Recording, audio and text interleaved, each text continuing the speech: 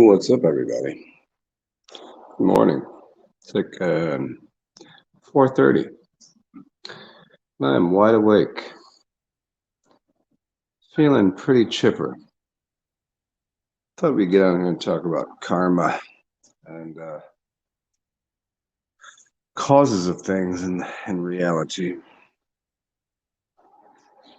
And the idea of cause and effects in the physical realm is akin to believing in karma on some spiritual realm. And I'm here to tell you that most that you believe of the mechanics of the universe are untrue. It becomes more and more apparent that there is no rhyme or reason or methodology to just about anything that in this realm. Nothing makes any sense. Nothing at all. Good people don't necessarily get good things. Bad people don't pay any fines. I mean, then you'd have there's no such thing as good or bad. Okay, well then that's proof. If you say there's nothing that's good or bad, then that's proof that you can't come up with an equation because you don't even know where to start with what is what. It'd be like saying one is equal to 3, 3 is equal to 0, nothing is equal to anything. It's all the same thing. Okay. But if you use the idea that, man, I think you can kind of tell the difference between, a good deed. Oh wait, remember that one? No good deed goes unpunished. How many times you dealt with that? People go, oh, karma. Well, karma. Like I know I did something good and I did it for a good reason. I didn't. In fact, I might not even have any motivation. I just thought it was a good thing to do. And then you pay for that. There's a cost to it. Like what? I did something good and now I'm being shit on for it. And the idea of karma. Come on. How many people do you know that like you watch them go through life and you're like, how have you not paid karma for all the mean-hearted, mean-spirited, mean, nonsensical, ignorant, foolish clown shit that's going, like the things that are going on right now? Everybody's like, oh, when you meet your maker, like, no, sorry, maybe there isn't a maker the way you see it. Maybe they don't have the same maker. You don't know shit. And the idea that like there's some sort of karmic reapings, you're clueless. It doesn't work that way. Everybody for years and years, they'll tell you, yeah, God, Jesus is coming back. God's coming back. No, he's not. Stop it. Stop being goofy. You don't know how karma works. And in fact, some of the greatest, I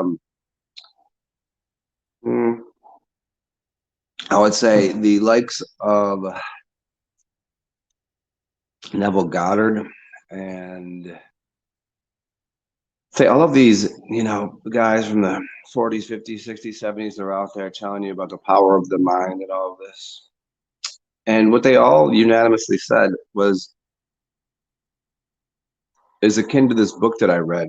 And it was about basically time jumping and time working in a fashion that is not linear. There's no there's no linear outcome to time, so therefore you can't really come up with an equation for how things work. And all of these great teachers from the 40s, 50s, 60s, it all say the same thing. There's not much cause of anything except for your imagination. And sometimes that takes different paths of accumulating all of that, whatever your imagination is, for it to come true, to come to fruition in this realm. It might not. It's all up for debate about how often it occurs or when it occurs or how to displace ideas and come up with new ones and have your imagination come to light. These things work, but I in no way would you call that karma in the normal sense, because nothing has any value, nothing has any meaning. It's more and more shown to you that what you consider a good person or a bad person does not in any way equate to the quality of their life. If it did, we live probably in a much more a much better world, and it'd be defined by things like you would see the results of you know that this one dude says good seeds produce good fruits. Well, the dilemma is the only the only fruits that are produced are the seeds that plant it. It doesn't matter. It's planted in shit. So he's talking about it in the idea of a mindset. You don't have to have a mindset. All you have to do is picture it into existence. It doesn't matter what it is. You know these people that are like really, really rich and powerful and whatever. They don't give two or even one little tiny turd of a shit about you. Not at all. In fact, some of them laugh at you. Some of them don't like you. Most of them don't like you. You think politicians have any care in the world over you? Does anything happen to politicians? Nope. And if you think so, you're just paying attention to the TV. They're lying to you. Nothing happens to these people. They do what you do. They have their drink. They do their substances that they like. They go and party. They do the fuckery. They do the little rituals. They do whatever the hell they want. There's no karmic due. You don't even know what karma is. You don't know how it works. Nonsense. The only little bit of linear fashion of cause and effect is very, very quick.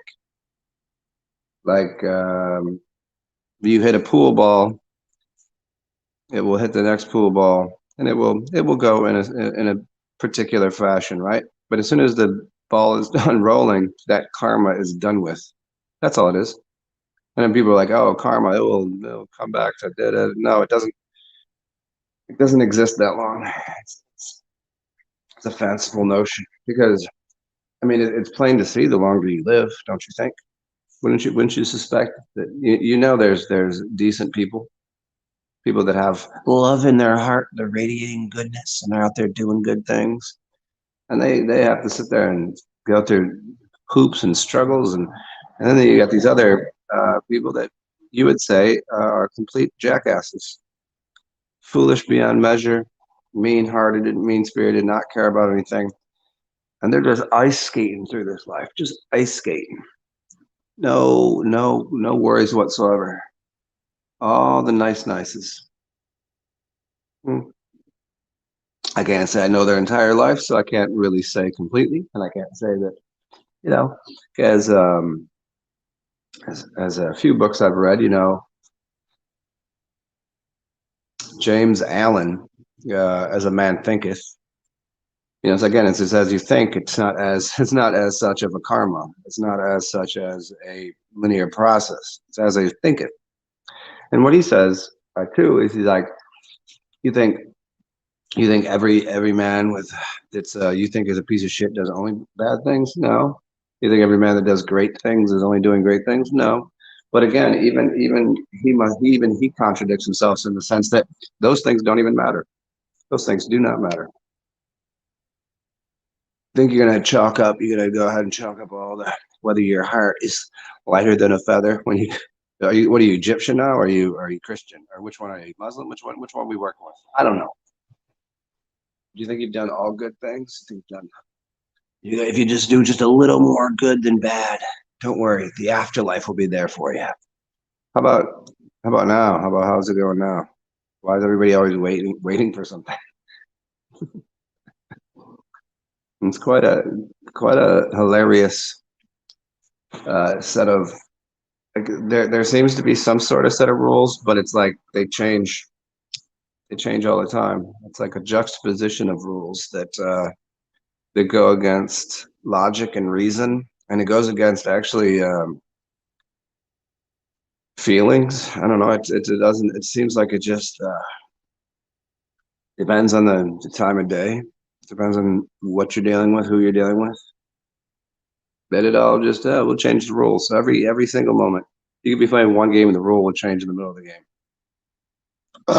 Try it. Try it. Try even playing a pickup sport with somebody. The rules will change during the game. Try to play it on a larger level. Oops. Oh, we got to change the rules of the business. Oh, they just go ahead and do it.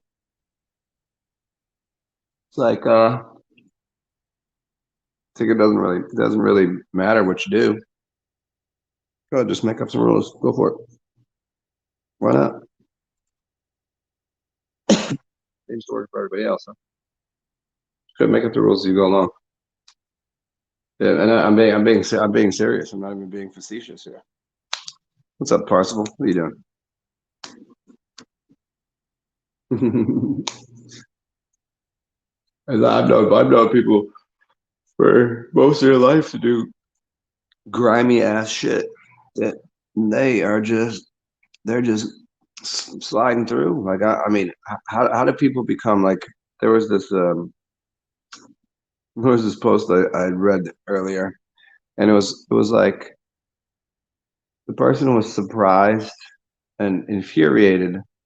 They went to their significant other's house. Well, no, they went to their cousin's house, brother-in-law, sister-in-law. I don't know, one of these sister-in-law, brother-in-law. Uh, and he goes, one's a pastor, the other is a teacher. I shouldn't have to worry about there being CVS in the kids' bathroom, you know. And it shows a picture of there's just drug bottles from CVS all over the place. I mean, it's a whole mess. It's a whole litany of drugs. And their assumption was like because the person was a pastor and the person was a teacher, somehow they're good people. They don't have drugs from doctors. Like somehow the the pastor and the teacher somehow bow down to scientism or whatever. I mean, it doesn't really matter, but it was just the idea that somehow this person was under the auspices that under the belief system that, well, if you're a pastor, you would be smart enough not to leave drugs all over a bathroom counter where toddlers are hanging out because they're like, oh, I bring my kid over and I can't even let them go play in this room because there's drugs everywhere. Like, well, what would make you think for 1 second that somebody involved in the church or somebody involved in the educating of the youth through the indoctrination system of the United States corporation had anything? Those people are smart. What would give you that idea? And it's the fact most people actually have a in their brain that doctors and teachers and preachers are somehow. Well, where did that come from? Oh, remember when you were in school? What do you want to be when you grow up? I want to be a doctor. I want to be, and they go through all these things and you're like, there's only one noble profession in there, and it was being a fireman. The rest of them are complete, nothing noble about any of those things. Not only on the surface, but deeper into it. And so, I don't know, it's just people, you know, you ever meet people and you've never been to their house and you go, how do they live? What is their domicile? What do they look like? What does it look like? Sometimes you'd be very wrong. Sometimes very, very wrong. I've been to a few people's houses that I couldn't believe what I walked into. I was beside myself. But both in both directions. One in how nice it was and how put together it was, because I knew they were not a well put together individual.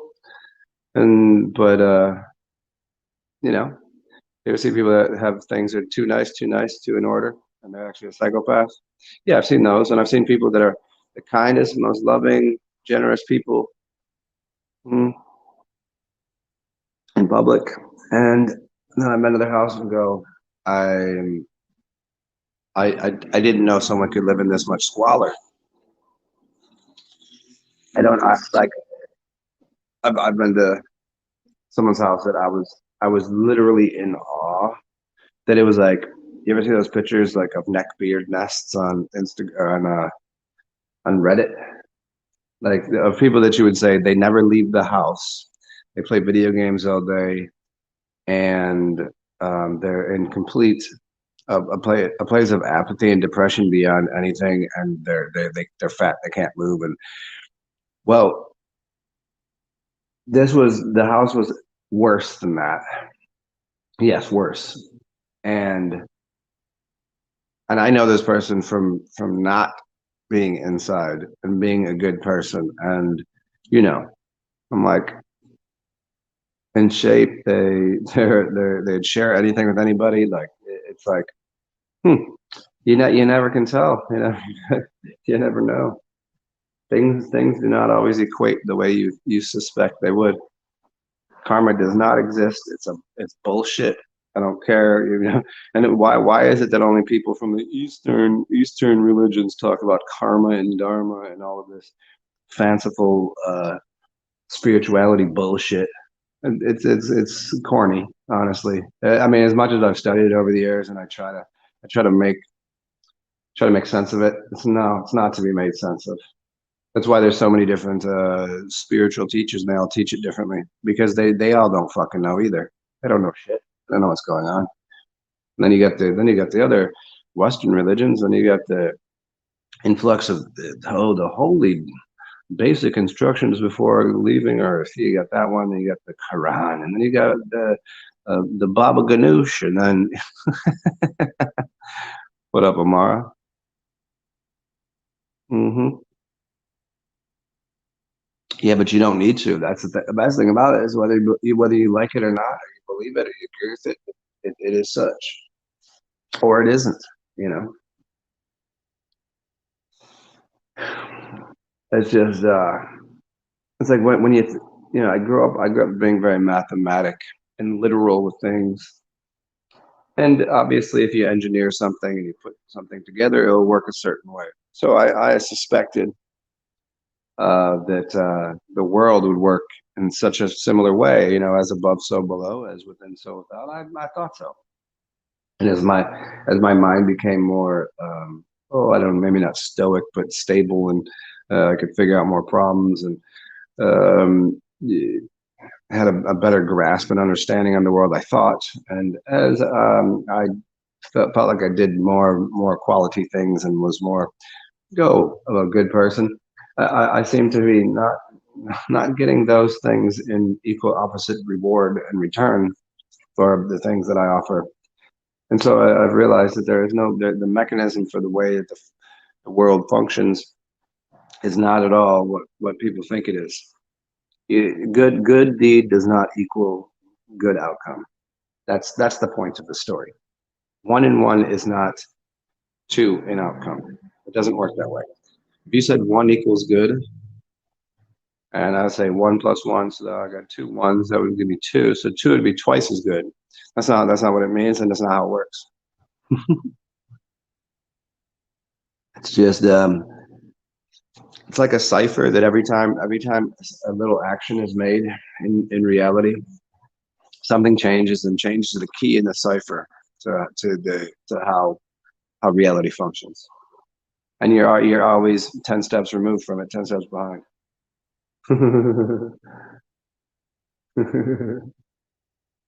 It's kind of like when you know you do something you do something good for something, and that person will never be the one to give it back to you. Never. Like you ever let somebody borrow a $10 or a CD or a book?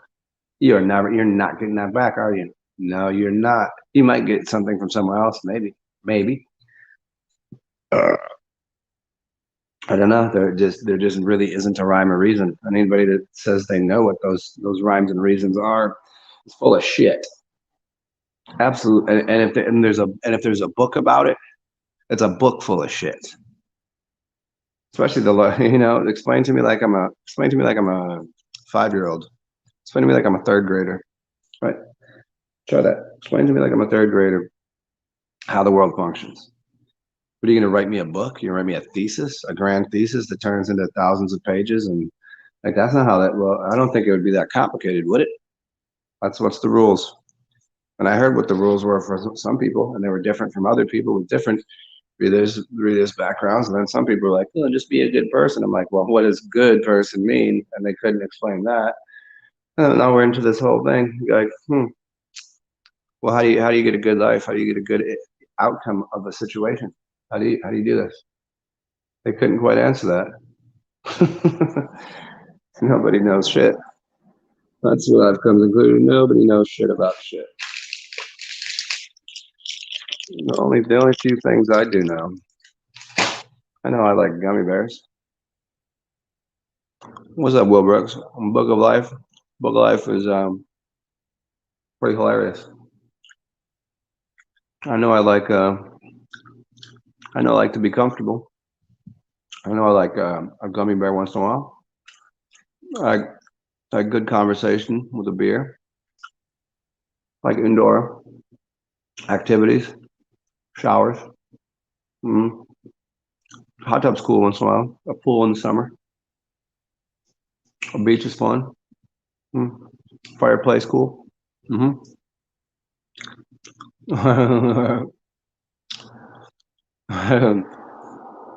Just yeah.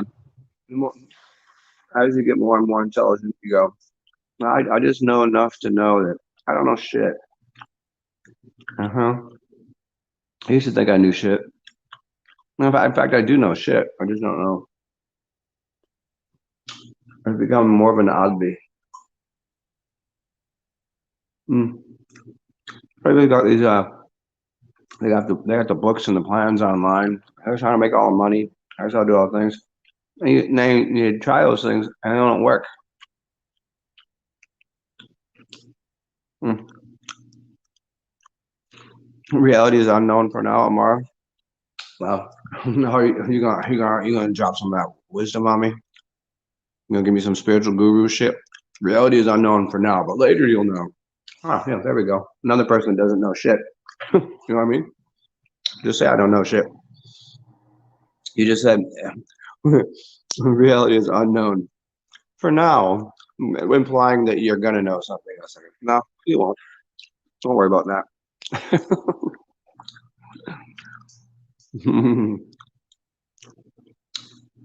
Yeah, I never thought I had reality figured out. I just thought I knew a lot of shit, which I do know a lot of things. I'm not gonna back off that fucking mountaintop. A lot of shit that I know. A lot of good stuff I know. I mean, whatever's good is, I guess. But as far as the mathematical equations for reality, I ain't got it. I ain't got that book. That's why I never wrote a book for you guys. Everybody's gonna write a book. Can't write a book. Can't do it. Not gonna do it. They would pigeonhole people into believing some kind of nonsense. Same trouble all the other holy books have got humanity into. Burn all the holy books. They're ridiculous. They haven't done anything for humanity so far, have they? I'm not giving more people delusions and dealing with more insufferable bullshit. I have hope. Hope Jesus can come back. No, no, no. I'll give you a book that's confusing, that's been rewritten 1,000 times. Yeah, that's cool. Makes sense. Brain dead lunatics that read it and go, you gotta believe in the good book. You can take the good book and shove it up your asshole. You're better off smoking it, burning it, using it as toilet paper. I don't give a shit. How dare you say that about the Bible? Ah, fucking clueless. Amount of religious war, amount of war that's in that book, amount of idiocy and chaos and turmoil and stupidity. Mm. Yeah, pretty funny. So basically, whoever designed this whole structure of this video game, we're inside of, I guess, or whatever, on top of this computer board. It was like 20 people. It was like 20 chefs in the kitchen. And they all just threw a bunch of computer code in. They just threw a bunch of spices in. And it's crazier than a hodgepodge, than a jambalaya, than a just put it all together and see what happens. And it's all this code, and it overlaps. This one's over here. This works this way, but this works this way. It doesn't all work. There's no overarching concept, which I thought there would be. The whole as above, so below, as within, so without. There's no overarching concept because the rules the rules for reality exist different at different places and different times in different situations for different things, for different reasons, for different businesses, for different literally places on the line. You could be standing right here, and you'd be on the American side, and you can stand on Canada side, Mexico side. You'd be, there's a different. You'd be where a quad city is, where 4 states come together. You're right in that little area there. You've been 4 different states, all with different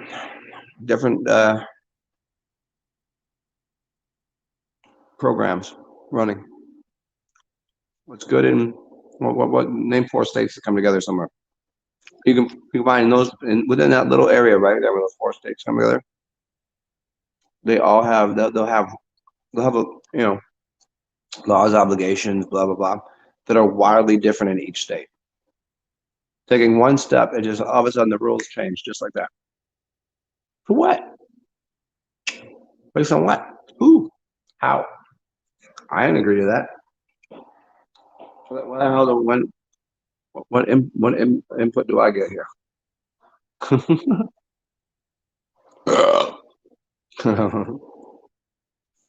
Wow.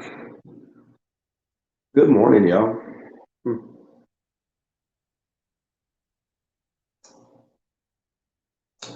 Yeah, and it's so funny because I woke up had a couple really good days, and then I wake up to 3 different people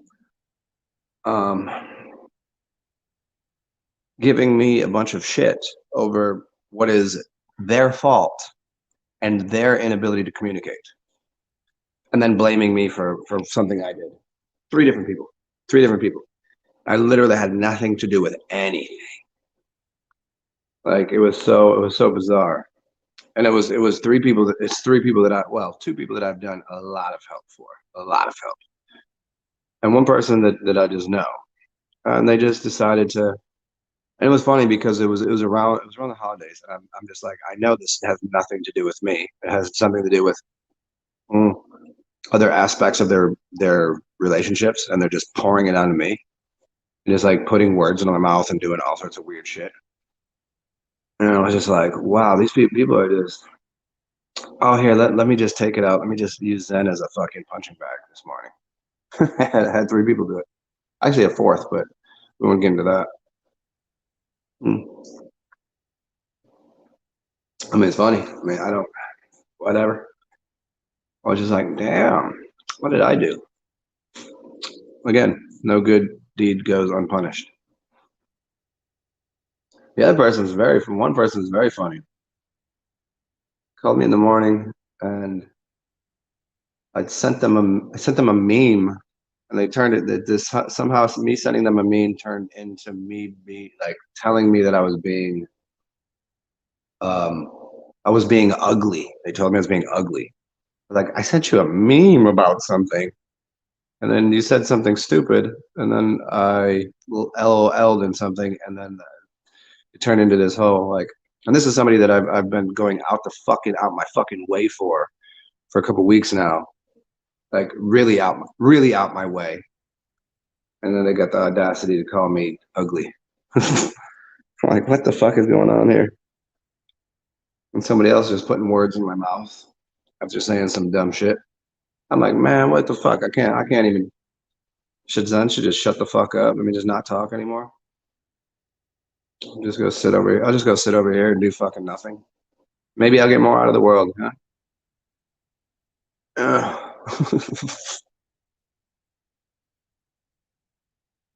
It's always the thing that with reality that I've noticed. I have a lot of videos on it. How does anybody? It's that Jito Krishnamurti quote.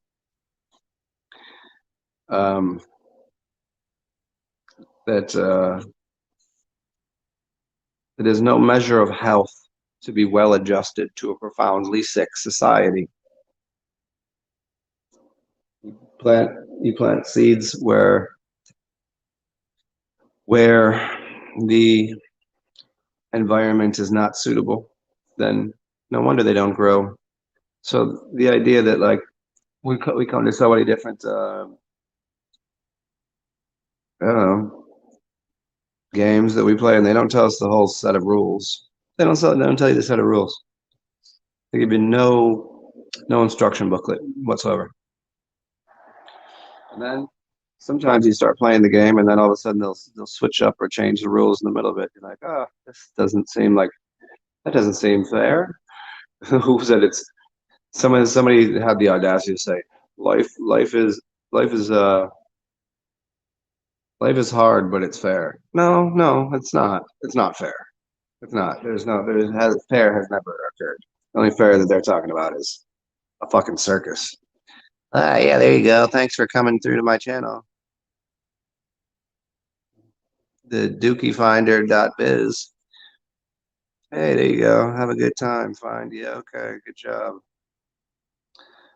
And so, see, isn't that always the fun stuff? How does this occur? See, okay. An error occurred. Try refreshing your page to find a good time. See, so this is how silly it is that the YouTube can possibly allow these things to find its way through. Clearly, that person should not be here. Clearly, that's some sort of robot. Clearly, that last comment there is completely nonsense and shouldn't be there. But they make it onto all sorts of people's channels, right? But somehow people make a video, and if they say one word wrong, they'll shut that show down. But they'll allow this to get through. Seems like that would be the easier thing to fix, right? It's almost as if they allow for it and they want that to happen. It's pretty weird. Pretty weird if you ask me, Buckaroo. Hey, what do I know? Why would they make the game anything but goofy?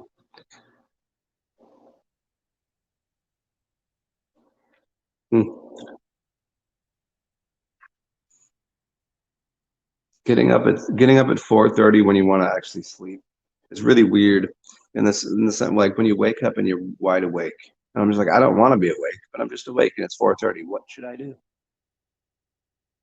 There's no uh, do some breathing and get into do some meditation. I just came from the whole dream world. I was just on a meditation, having some really strange, uh, is a very strange couple dreams. Me and my buddy were drawing red lines on pieces of glass, and then that would cause this really interesting, like where the glass would shatter, and then somebody would throw something at the glass and break the glass. And it was like this really interesting, like he had to clean up the spots. So we were like, well, if you're going to clean it up, we might as well just break all of these things so you can clean everything up and redo it.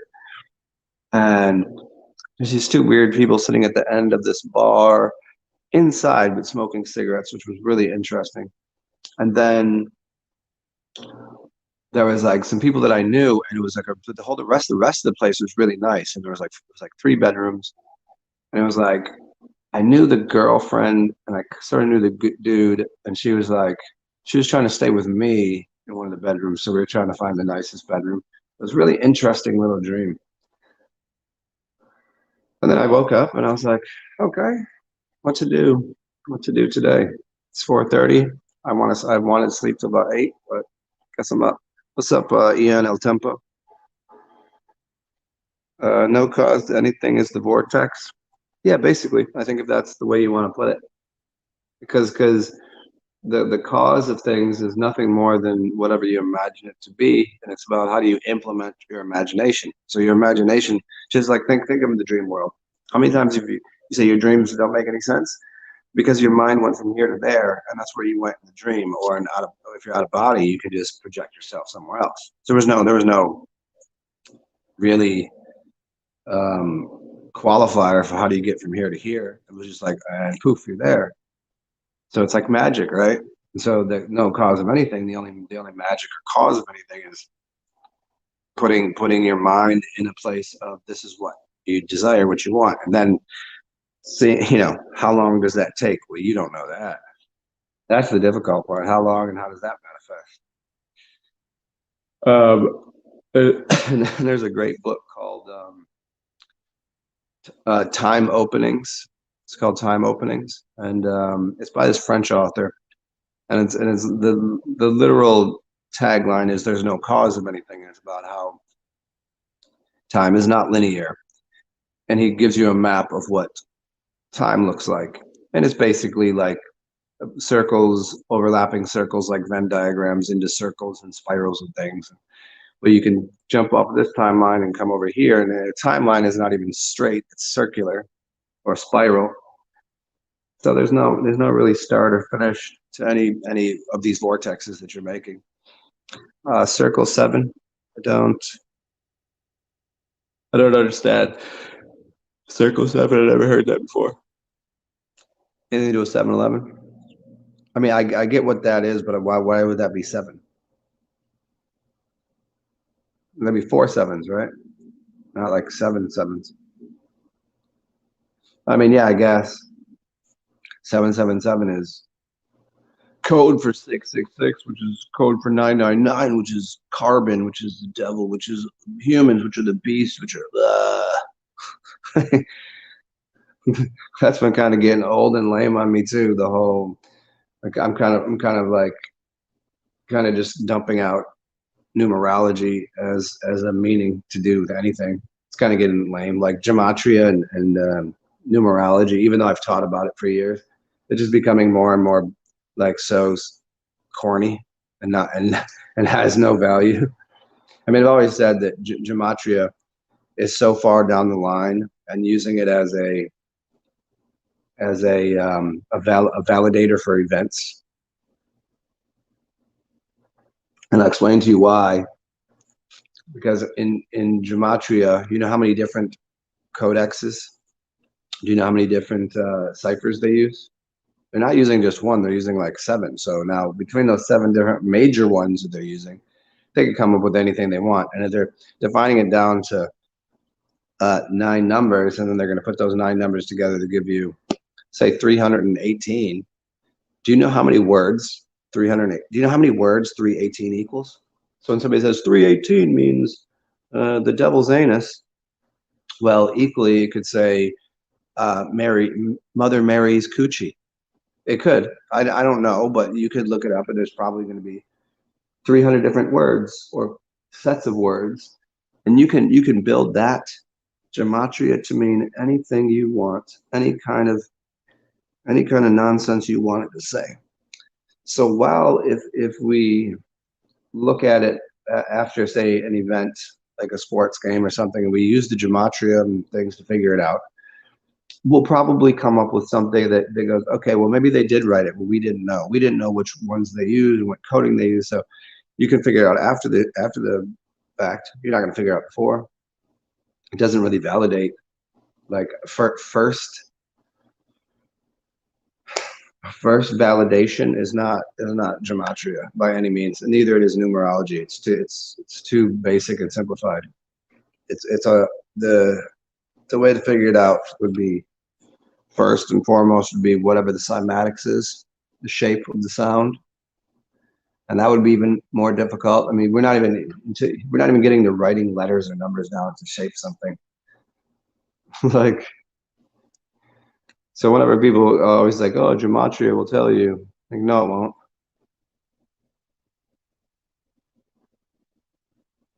Um, what's up, B10 as in tempo? What are you doing? Ways of distinguishing the truth when researching different texts. That's a difficult one because you're so far, because no matter what text you're reading or participating with, uh, how often is it the original text? How often hasn't it been altered or coded or rewritten or edited? It's just about nothing. There's just nothing. Zero, zilch. William Childs, what's up, man? I haven't talked to you in a while. How you been, bro? Good to see you, man. Yeah, there's not. That's really hard. That's really hard to say. How do you decipher that? Because You could do something as simple as change a few words within a paragraph and change the whole meaning of it. So that's really hard. I think that for you to find the truth in something like that, you gotta see what fits in the place of your knowledge base and your what seems like it'd be right.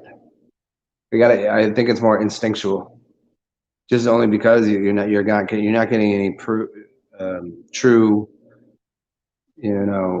original. Like if I knew something and I wrote it down, and I'd have to write it down exactly correctly, right? And then no one could touch it or edit it. And then you'd have to decipher it correctly. You'd have to know what I meant. I'd have to use the right string of English words to try to explain something that's might be unexplainable. Now let's go from I said something, I wrote it down. Maybe English is my second language, and I'm trying to write something that deserves using verbs before the noun. It's a real thing. Sometimes some languages put the noun first, so it implies the noun is doing something, which could never be true. Always the doing must be done to provide the noun. The person, place, object is never doing the action. In the beginning, there was the word. The action, the mind comes before the actual physical object. So if I'm trying to explain something, I know that might get confusing for someone, but listen again. Rewind it if you must. The idea that I'm going to explain something to somebody about the how reality functions. If I don't write it the right way, you're not going to figure it out years later. And now, even if I wrote it the right way, in the right language, and somebody else got their hands on it and edited it, and then handed you a book, they might have edited it for their own benefit, not yours. So it really takes your own deciphering, your own, does that look and feel and sound right? So yeah, different text. There's just, I mean, if you find that most of the text, if you can read different languages and seem to all come out. Oh, here you want to figure it out. Go do some dowsing. Go get a dowsing thing. Just go ahead, get yourself a chain, the crystal on the bottom, and go ahead and let that work. That'll tell you the truth. I've never seen it. It's never not worked for me. I've done it on plenty of things that I already knew the answer to, or like somebody else knew the answer to, and I was like, well, let's see. You write the answer down, and you put the question on a page. We'll see. He's dowsing. So what's up? Yeah, what's up, Mr. Childs? How you been?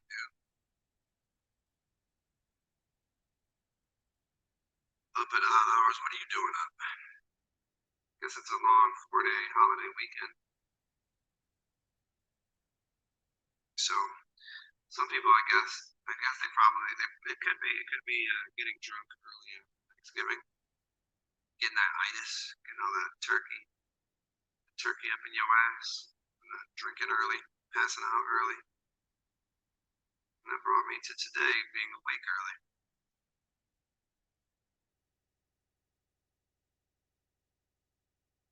Ha ha ha.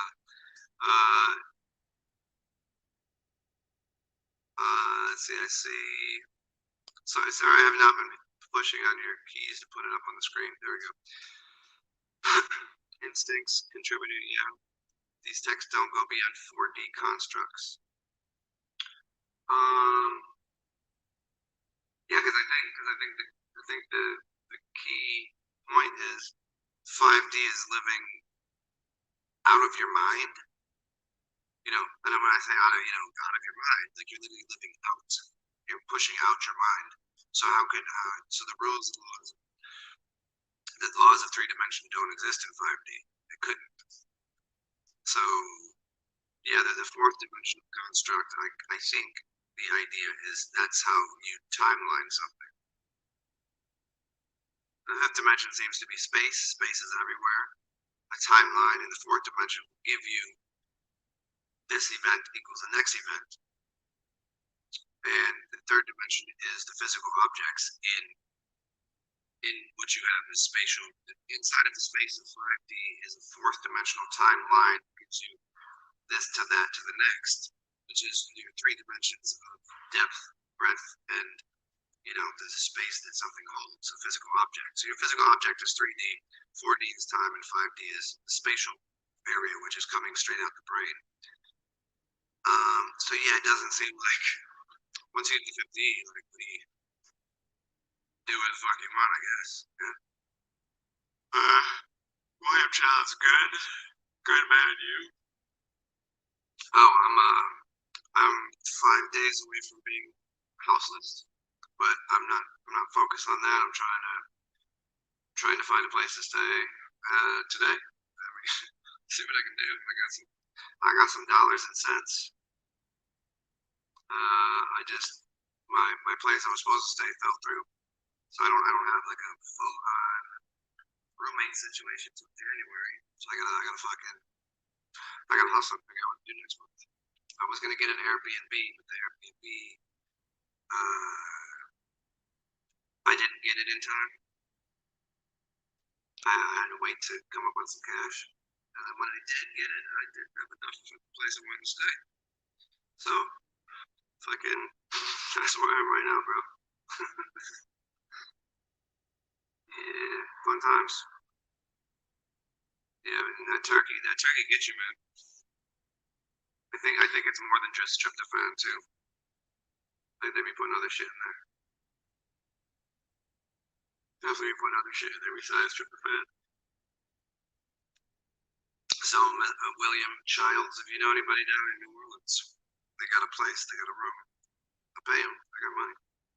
I don't even really need to be inside that much. I just need a spot for some clothes and a place to take a nap.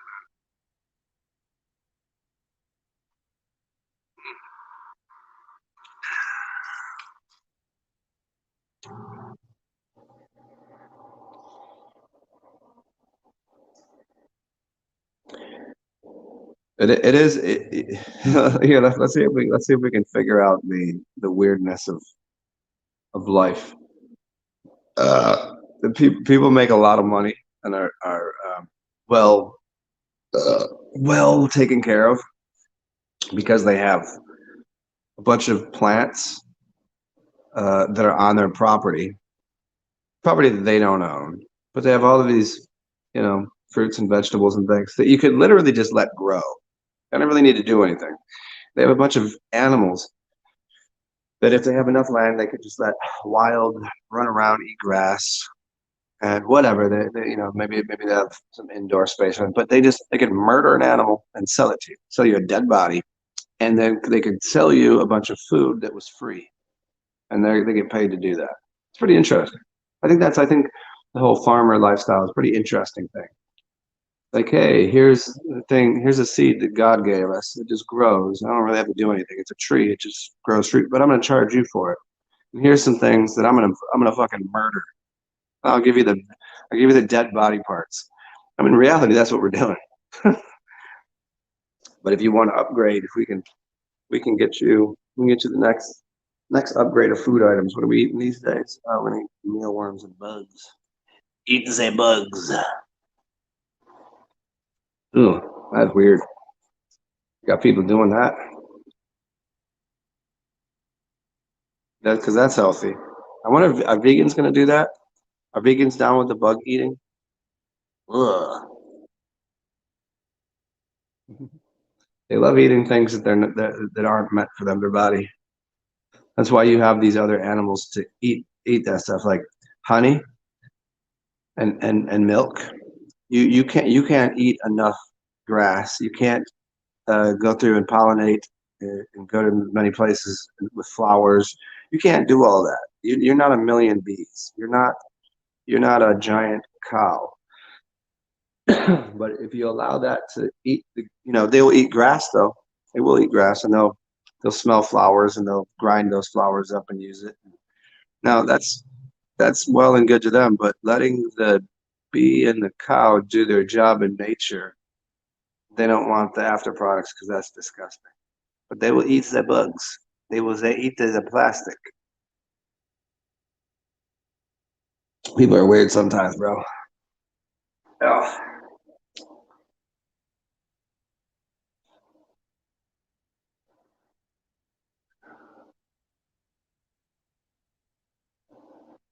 So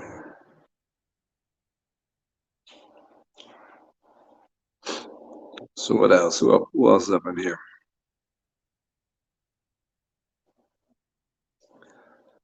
Why are people up at odd hours?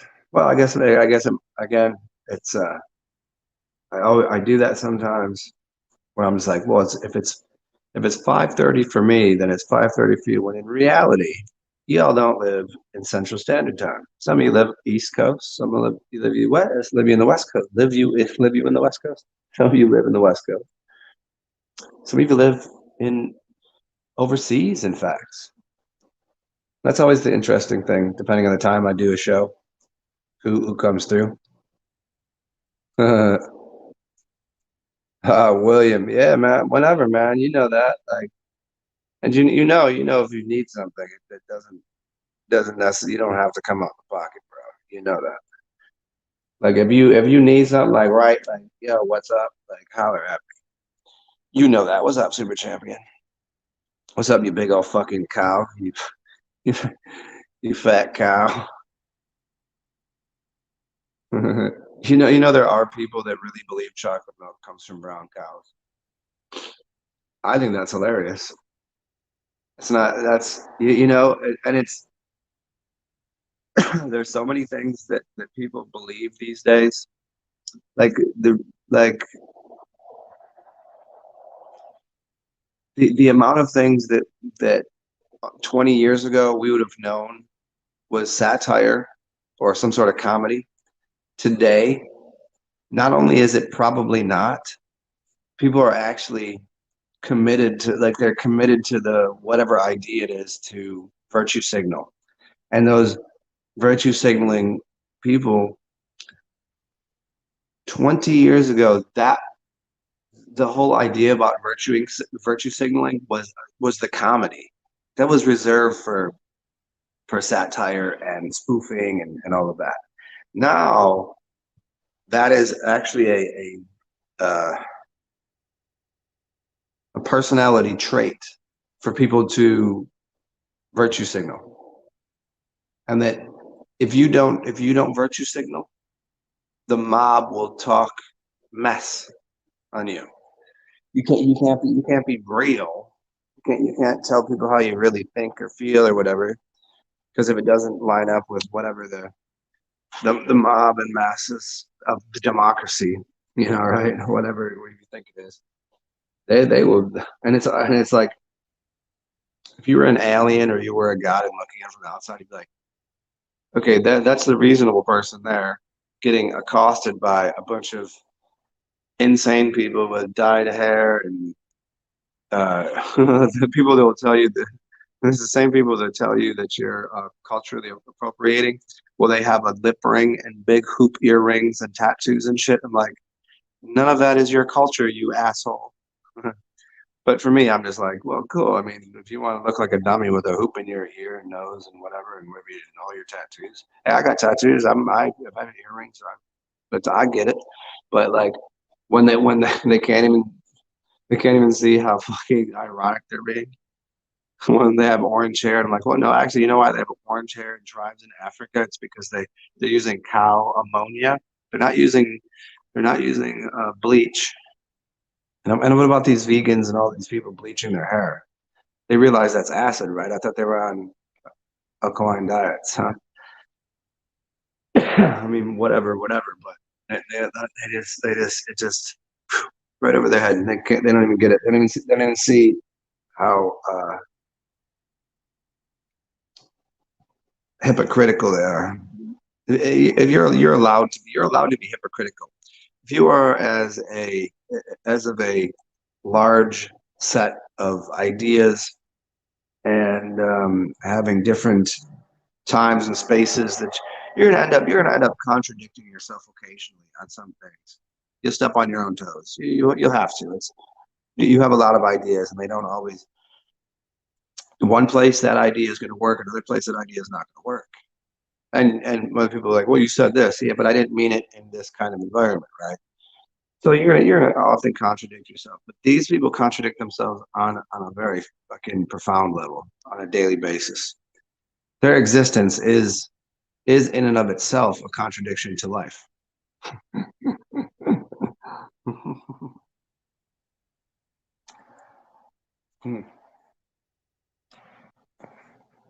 Anybody want to have a drink with me? I'm drinking some iced tea right now,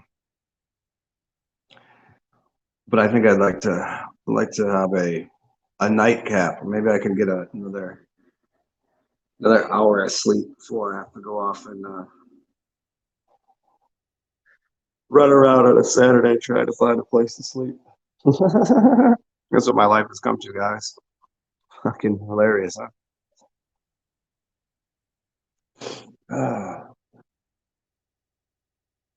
I would probably be able to make these shows I've been doing lately have been really sporadic. You know, I haven't really had much of a, I haven't had much time to sit down and care much about anything other than weird how that Maslow's hierarchy of needs comes in. Like, place to live, clothes, shelter, clothes, food. That's a real thing. Imagine that, huh? And so it's hard for me to focus on doing these things and referencing any of my books, though that I don't have anymore, or having any motivation to do any of this shit. It's pretty interesting. Just try it sometime. It's pretty fucking difficult. But I do make it look pretty easy. I kind of still slide right through. You would never even notice if I didn't tell you. But I'm gonna have a drink. Somebody have a drink with me. Come on, why not? What the fuck you gotta do? Go the fuck up.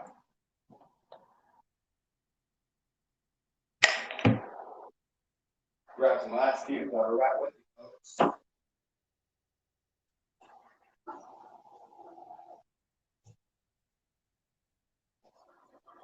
Oh shit, I might have done fucked this shit up. I think I might have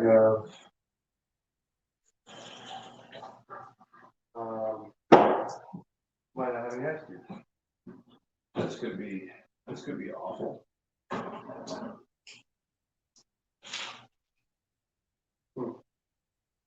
Yeah.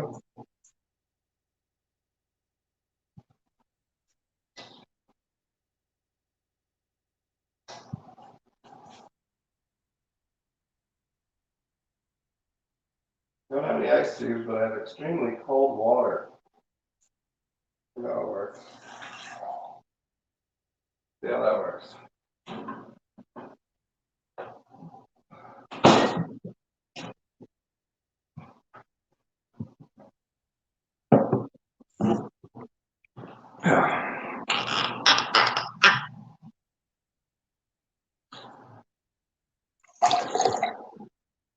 Ain't that the truth? Ain't that the truth, Super Champion? Today's liberals are as disgusting as the conservatives used to be disgusted by. Yeah, I've never been part of any part of siding with either political party whatsoever. I mean, I could take something from each, and I think if most people were to, and in fact, many people I knew were into politics. They had their sides, their colors, their affiliations. They voted. They'd ask me who I voted for. I'm like, I'd just laugh. I'm like, are you serious? Like, what's wrong with you? I think you know the answer to that question.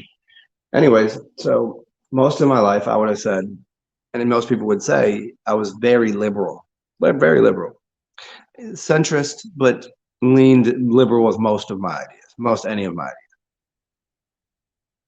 And then something happened recently where, I mean, there's a couple of main things the conservatives say and do that I'm just like, fuck off. You're an idiot. Like, I don't like let's just get right to it. Their abortion stance and their Christian value nation bullshit. You can throw that right out the window. But I found myself siding with Tucker Carlson, siding with even watching and going, Fox News seems reasonable, where I know for a fact all of the channels sucked, but Fox was the worst by far.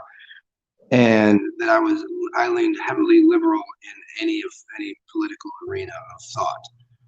And now liberals make me want to vomit. Like they are the least desirable like every trait they have is it's a parody of nature. It's like a joke, and they can't even see how it's so. They've gone so far. They've become so liberal that they're fucking. They stand for nothing. They're a big wet mop, and they're so. And oh man, like reality is if we just divided things up with people that claim to be liberal and claim to be conservative, we could even get rid of the guns and say let's go have a fight in the field. You liberals are gonna get fucking lambasted. They're not gonna win. If liberals fought conservatives right now, just go at it. Women fight the women, men fight the men. Liberals are gonna get mobbed like 9-1. 90%. I don't think one. If we just set up rings all across this God's great nation of United States of America, go ahead and have some boxing rings, some WWE rings, whatever. Pick it. Hand-to-hand combat. Let's go. Liberals are. Let's have debates. They're going to lose all of them. They're mentally ill prepared for anything in reality. Physically, it's a wash. If the idea that anybody voted for these people is completely insane. Conservatives would run this nation right now. And 20 years ago, that wouldn't have been the case, and I wouldn't have wanted it that way.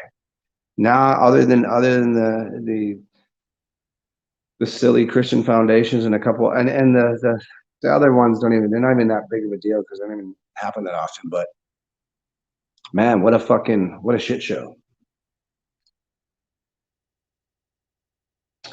I've never found myself like whenever I hear them argue, it's still funny because the worst of them is still the worst of them, both sides. But it's like, man, these conservatives are sounding more and more reasonable. They're sounding like actual human beings, where fucking liberals sound like fucking complete nut jobs, where they didn't sound that way before, man. Nothing changed about me, man. Nothing changed about me. My values have not changed. How I observe the world, it's clearly and blatantly how these people are reacting and responding and mutilating society. It's kind of fun to watch. I wish I could watch it without having any. I mean, I don't really participate with it because I don't see it. Like I see it on the news and I know it's happening places, but I don't really see it here because I've always seen it here. Like there's never been a conflict though.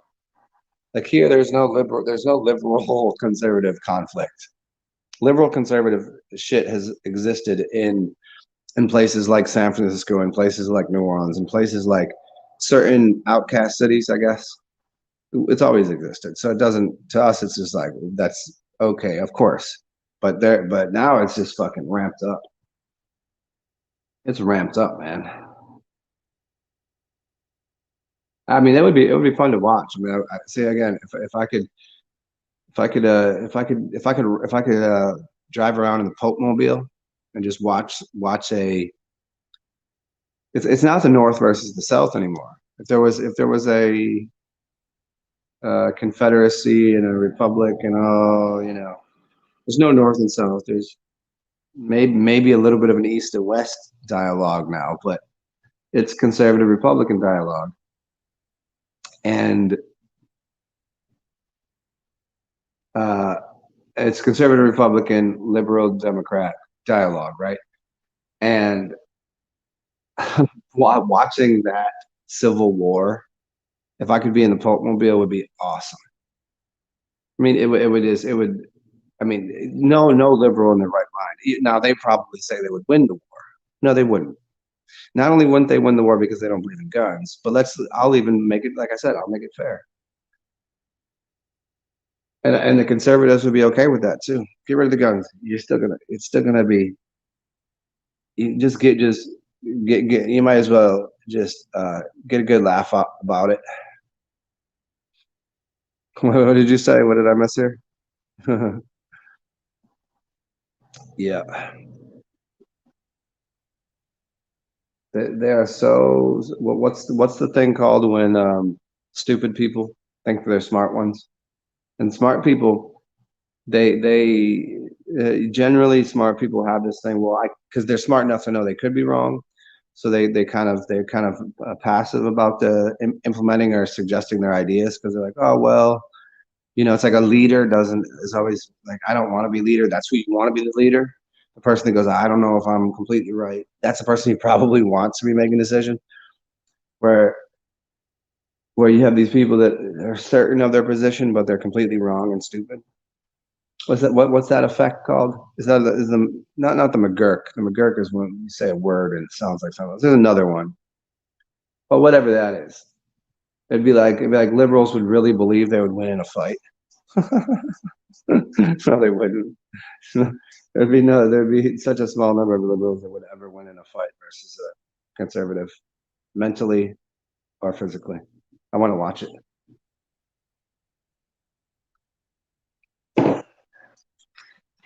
I mean, then you'd have like the free thinkers and I mean, those people. We'll just stand on the sideline and we'll just referee the shit and like, I told you, you're both goofy, but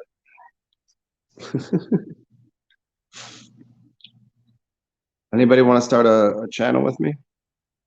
It'd be liberal versus Republican wrestling matches, fuck or whatever they do. I think that what's the in the octagon? What's that called? I don't know. There's so many different leagues now and wrestling matches.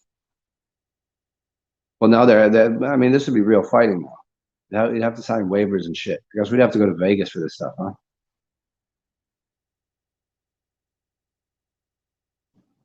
Ultimate Fighting Championships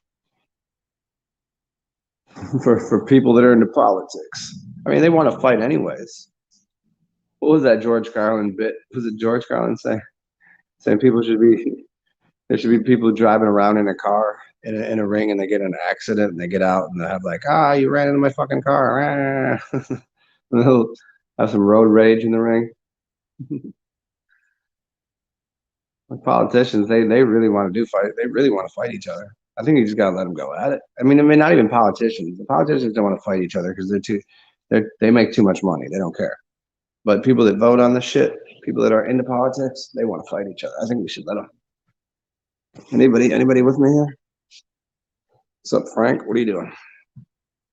We're discussing how to start a ultimate fighting championship uh, for people that participate in politics, not the politicians themselves, because I doubt they'll fight.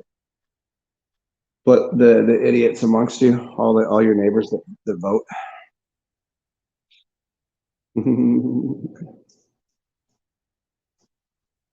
I think we should start that league, y'all.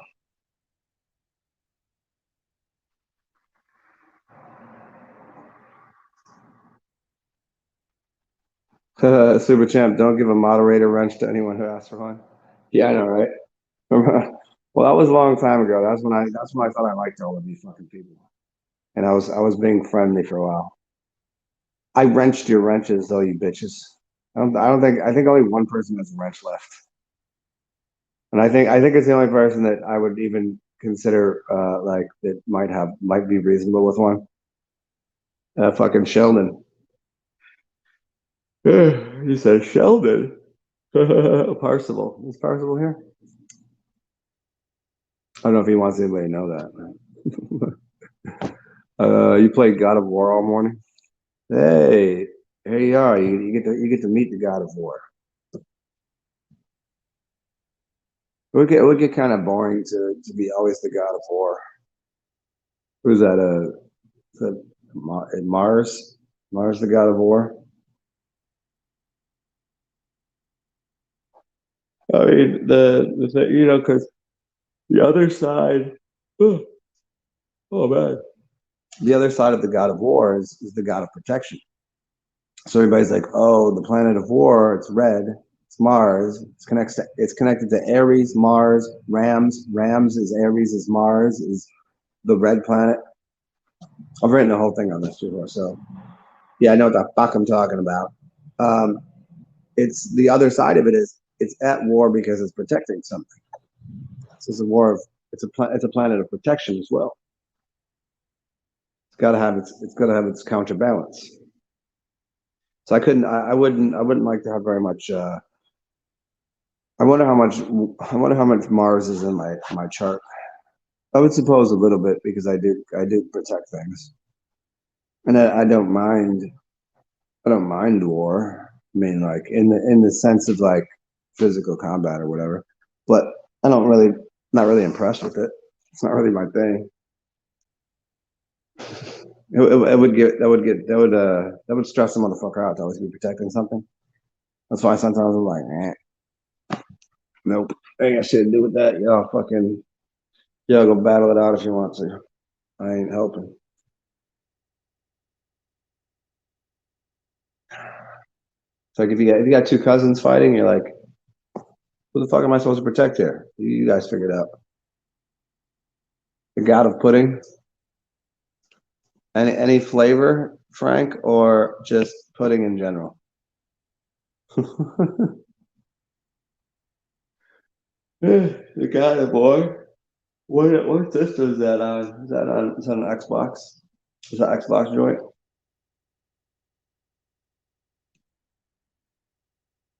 Tapioca. You want a wrench? Uh, you'd have to talk to Super Champion, and then you'd have to talk to a few people. There's a whole vetting process. I don't think you're gonna get a wrench though.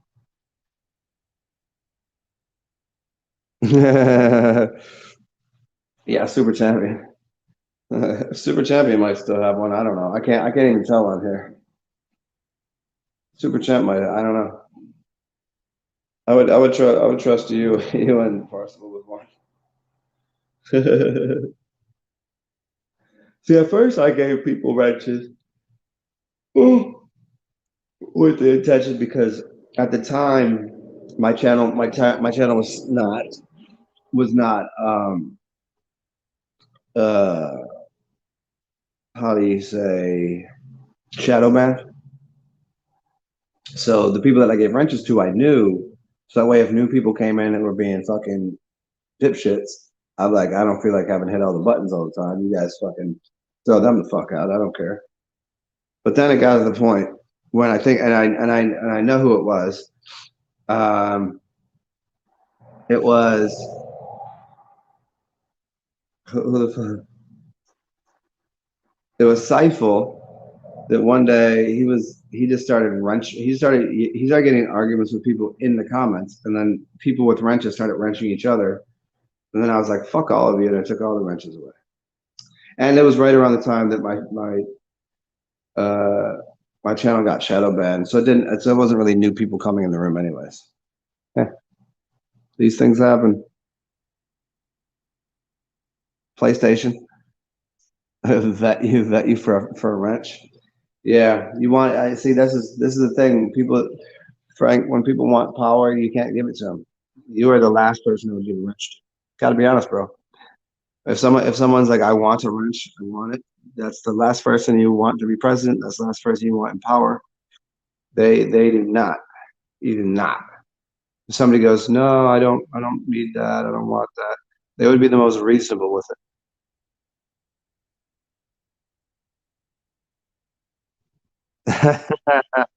No need for wrenches here because I'm worth the audience. This would be right. Yeah, I mean, somebody say something in these comments. Say something off. I will fuck you the fuck up. I don't have any. I have no. I pull no punches. I have no remorse. You fucking idiots. You got something dumb to say. I just don't like it all to turn into that every time.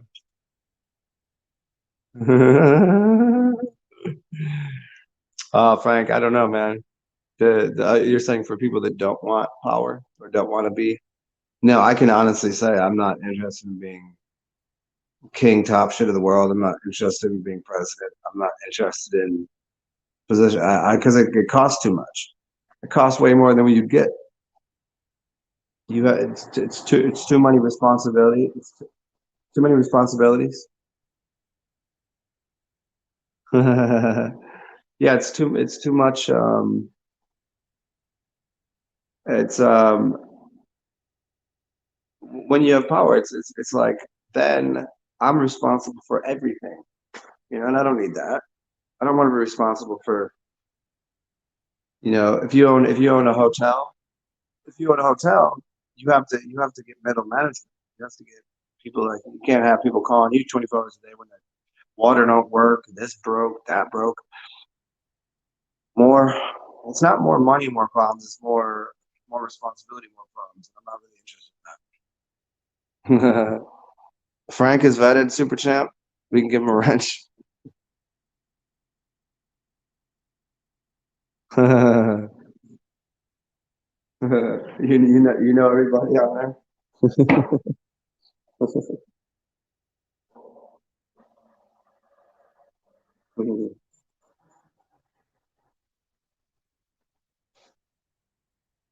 Yeah, I'm digging in my ass if you want to know. No, you know what it was? I have these new sweatpants, and they had one of the plastic tags, and I didn't realize that, and I just sat on it. I was like, what the fuck? What the fuck is that? Got a little poke in my ass. Oh, you do chatting on Discord? Should I get a Discord thing? Is that a better way to do this? Can I actually talk even more shit on Discord with zero worry about anything? Maybe I'll go over to Discord.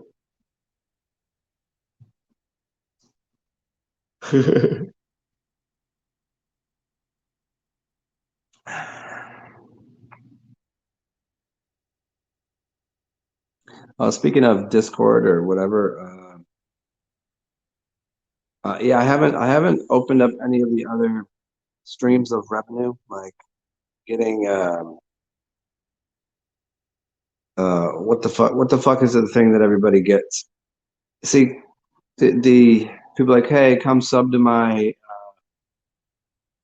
whatever that shit's called, and then you make, oh, I'll do special content, and I'll do it, that's all great and groovy, but they charge you like 40%. So you got to pay taxes, and they're scraping off the top. So I'm just like, that's why I never did it. I'm just like, I'll just do everything on here, show the fuck up, and it's all available. And then you donate. So if you give me $10, I don't want to pay taxes on that. I'm not trying to give somebody money for something they didn't do. So that's like whatever the fuck. I just never opened one of those up. I was like, why am I gonna? I'm gonna make $6 when I can make 10. And it's not even nothing. It has nothing to do with me making more money. It has to do with why should they be getting to steal my money? Not okay. Patreon, yeah, Patreon. I was like, oh, open up a Patreon. Rockfin, yeah, I just seen that Rockfin the other day. Somebody has Rockfin, and I was like checking it out. I would do one of the ones that you can do premium parts. Like you can do premium parts on YouTube now, but that's not going to change anything I do because you still got to censor yourself to some degree. I figured out what I have to censor myself about. There's certain things I just can't talk about.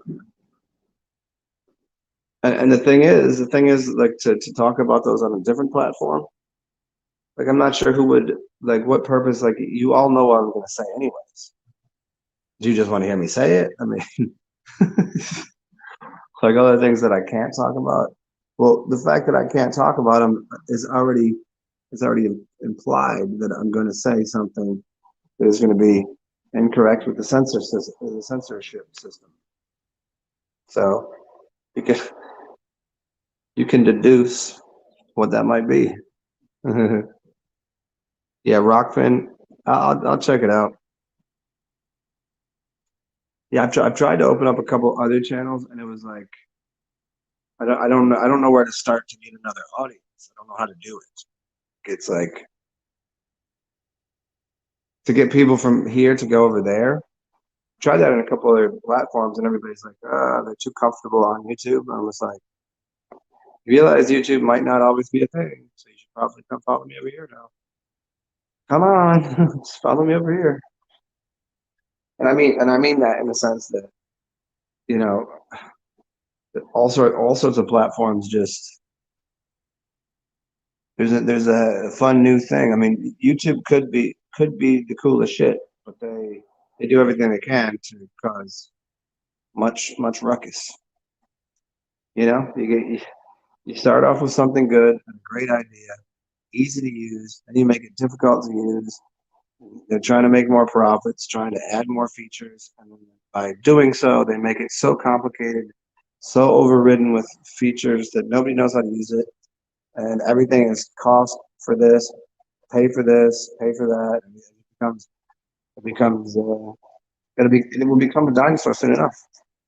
Which is, you know, it's you think you'd assume, oh no, it's too big to fail, except not really. I mean, it's like it's just the easiest to go to. Like you say, hey, where do you go? YouTube. Where do you get? It's part of. It's like this. It's like saying, do you want some facial tissue? No, you say you ask for Kleenex. You don't ask for cola. You ask for Coke. You know, it's those kind of things. But YouTube is kind of that, right? And for another platform to take over, you'd have to have another major platform. It can't be Rockfin and Rumble and this one and that one.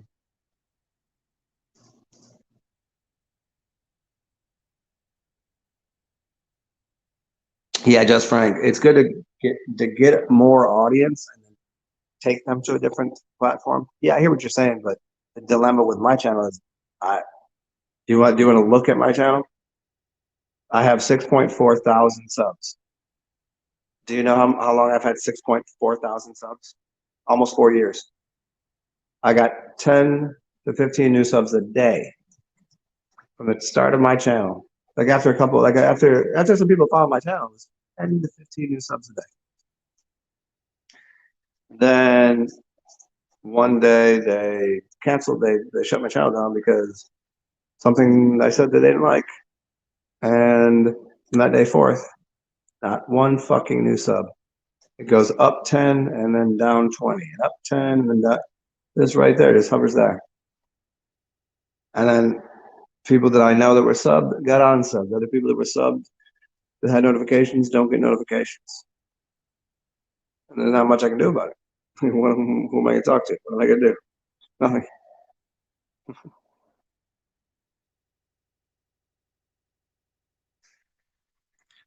Yeah. I mean, they just said, okay, keep talking, whatever. You can have your audience. I mean, I suppose I could do something like get an actual PC and do live shows that were based on what I know would trigger the algorithm. Like, okay, what's trending today? If I put Kyrie Irving, fucking Kanye, yay, easy, and I talk that shit. I put it I put it in my tags. Would I expand my audience? Yes. But would I expand my audience into people that I want on here that aren't just going to be talking some dumb shit that would sub to me because they're interested in like the other shit that I'm talking about? Yeah, I don't need all that. But it's just like growing the channel to for the sake of growing it versus actually having people that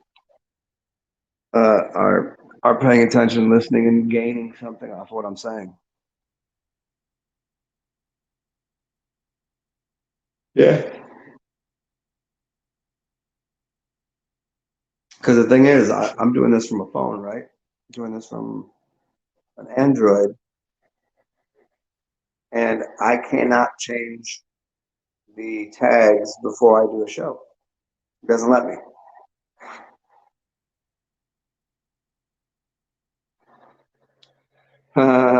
Yeah, just to point out what a load of crap it is. Yeah. Well, that's the thing is anybody that um, comes to listen to pop shit is not gonna want to hear that. They're gonna give me more problems in here, and it's gonna be more like nonsense for me to go. You're an idiot. I mean, I guess if that's what because that's what my shows would turn into. Me just telling people that they're complete fucking morons. The whole show, because I would be like, hey, football is rigged. They use magnets in the football and in the gloves. I'd be like, well, no, they don't. I want football. Go Niners. I'm like, it's already been out. It's posted. It's out there. The info's out there. It's all rigged. Basketball is rigged, dog. What don't you get here?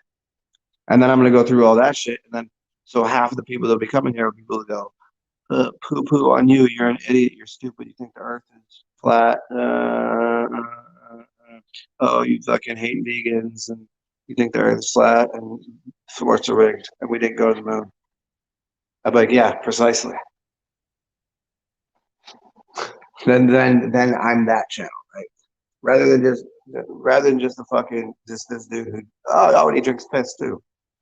He drinks piss and he thinks oils are good for you.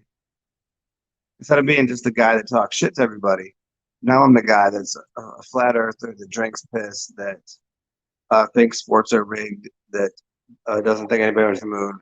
Then I'm that. You know what I'm saying? Let it happen, bro.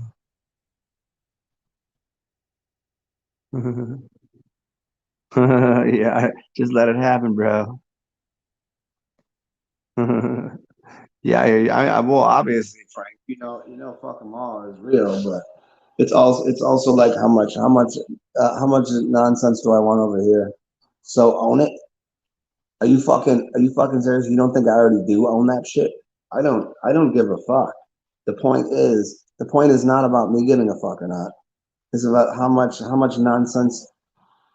Whenever I do chats with you guys, how much of these comments are going to be just jackasses and assholes that come here to troll, and then how many times do I engage with that, and how much does it just ruin the chat and the flow for turning into me just going, okay, who do I have to rip into today and laugh at?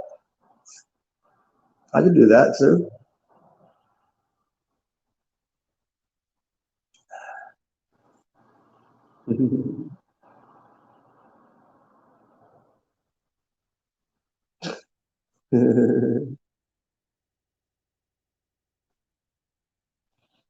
Just friend, back to the mods with wrenches. Yeah. That means that mod's gonna have to show up every show. Cause I guess we'll laugh him out of here. Yeah, I know, right? Yeah, that's the thing about with the algorithms and bots. They can't even tell that they're stupid. Like laughing at them and telling them they're wrong doesn't change anything. The internet is dead, bro. The amount of things that are actually another human on the other side is minimal. So it's just like, who am I even responding to, anyways?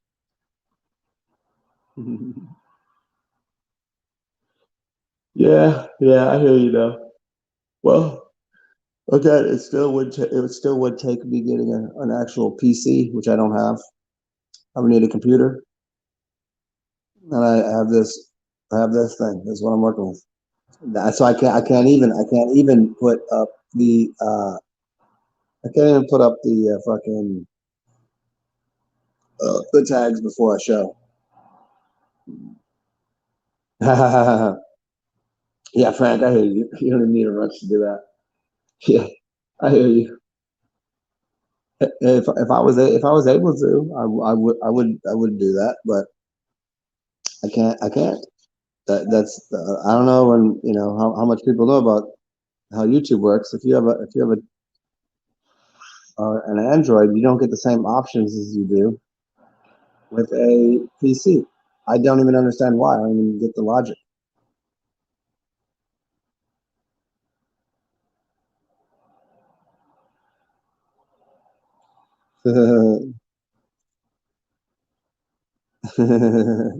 Yeah, that's the That's the being me part. Which is, I'm going to piss off the Republicans and the Democrats. I'm going to piss off the statists. I'm going to piss off the truthers. I'm going to piss off the vegans. I'm going to piss off the meat eaters. I'm going to piss off, like, it doesn't, there's no easy way. Like, I'm not taking that side. I'm not taking that side. I'm going to shit on both of your sides because I think they're both stupid for these reasons. I'll equally give props to the parts that I like, but the thing is, they don't hear that part. They just hear everything about. They hear that there's nothing at all good in religion, and those books all suck. They hear veganism completely is the dumbest thing ever. And while I may have said things like that, that's not completely true. There are some good things within both religious and vegan communities. There's something good in Republicans and something good in Democrats. Yeah. But what people don't do is they don't accept, like, I'm just gonna, let's just shit on all of it. Well, why wouldn't I? And whereas a comedian definitely sits on one side of the fence. If they're good, they make fun of both sides. Whereas I actually shit on both sides. I don't like either side. I think they're both stupid. So I just shit on everything. I don't have a like. The comedians still vote. A lot of them. A lot of them are just doing it for effect because that's their job.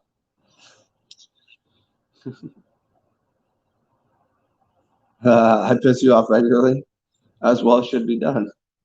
You, you seem like you deserve to be pissed off and pissed on too.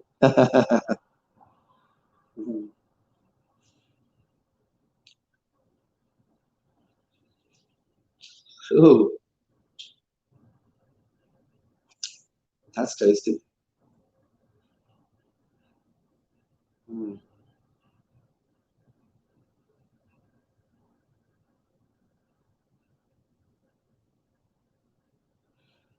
I gotta be honest. I think I'll miss the sound of the train tracks. I think I'll miss the sound of the train going by 10 times a day.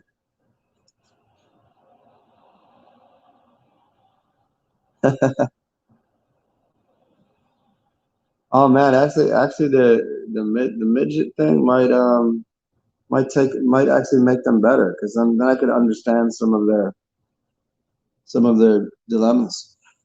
It's a Republican vegan Christians. Well, that's the thing is, like, even now I can. Vegans are the worst, and now liberals in general are second to vegans. Christians moved out of the top three because vegans and liberals are such piles of shit. That's what it used to be without question. Christians were the worst. They're not anymore. That was a quick move. See, this is my point about every time we think that there's a giant dinosaur that can't be killed off, like in YouTube or Christianity as a whole. Well, Christianity got knocked down a couple notches by liberals and vegans. And midgets, though, mm, there's something. I seen a video earlier today about this chick that her name is Pocket Size. They call her Pocket Watch J Lo, and it's this little midget chick who she's sitting there smoking a blunt. She's like, everybody call me Pocket Size J Lo, and she's this little midget, but like in her facial region, she does not look like a midget. She does not have a midget's head. She's got the midget hands. She is a midget. She's 3 foot, all 3'6". She's all dressed up, but she word to life looks like if she took a picture of her just herself, you'd be like, oh, that's she's a normal sized person. She's really pretty. I'm like, I could probably go for a midget. Probably that could be probably be done. Try it out. I don't know. That'd be a weird like dating a midget would be weird. Just in the sense that it would be pretty obvious what the relationship was. Like, I mean, you know, like that, I mean, you might as well move to Vegas and just accept your life as your fetish is midgets. You know, that's it. I could be friends with midgets. I don't think I could like date one though. I don't know. Is that midget phobic? No, I just don't know a lot of midgets. That's the thing. It'd be pretty easy.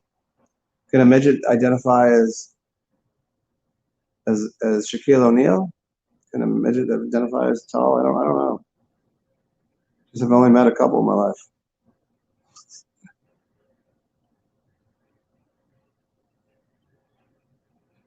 Oh, Frank, that is absolutely contrary to no way. You're very misguided. You're a liberal scum, aren't you? You actually would vote, wouldn't you? Oh no, conservatives are the worst liberals because you know where their liberal is coming from. No, you don't. Liberals are dumb as fuck. The conservatives have literally gave you the playbook. They believe in Jesus, they believe in guns, they believe in no abortions. If they've given you, they are you no, you certainly across the board know where conservatives are coming from. Oh, bro, you real wrong on this one. No, we starting here. Hold on. Conservatives are worse than liberals. No, not now. No way. Not at all. No one with a brain would say that. Sorry, bro. Liberal, you know where a liberal is coming? No, you don't. A liberal, you do not. They coming from left field. They got bleach in their hair. Their brain doesn't work. They make no coherent sentences. They sound like Joe fucking Biden. There's nothing they say makes any sense. They can't, they have no, they could not debate a fucking 4-year-old.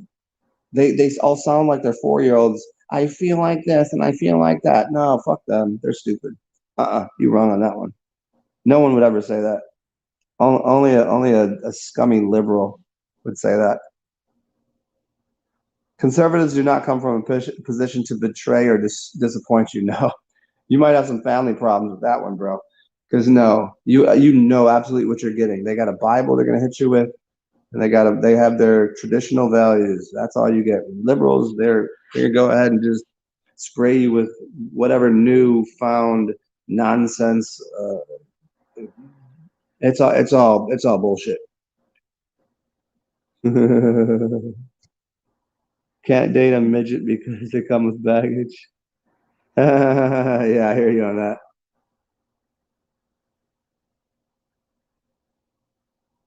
All you liberals are an open book, and that's my point, dummy. Don't fucking call me a dummy. I will come through this goddamn phone and bite your fucking face off.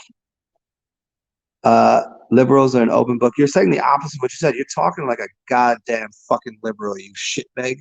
Look at, I think conservatives are worse than liberals because you know where liberal is coming from. Conservatives, no. Then you said the opposite. See, you're a scumbag, Frank. Liberals are an open book. No, they're not.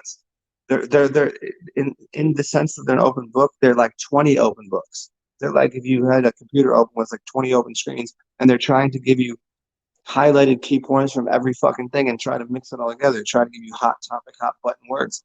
You absolutely know what a conservative thinks, and you don't know what a liberal thinks because they don't fucking think.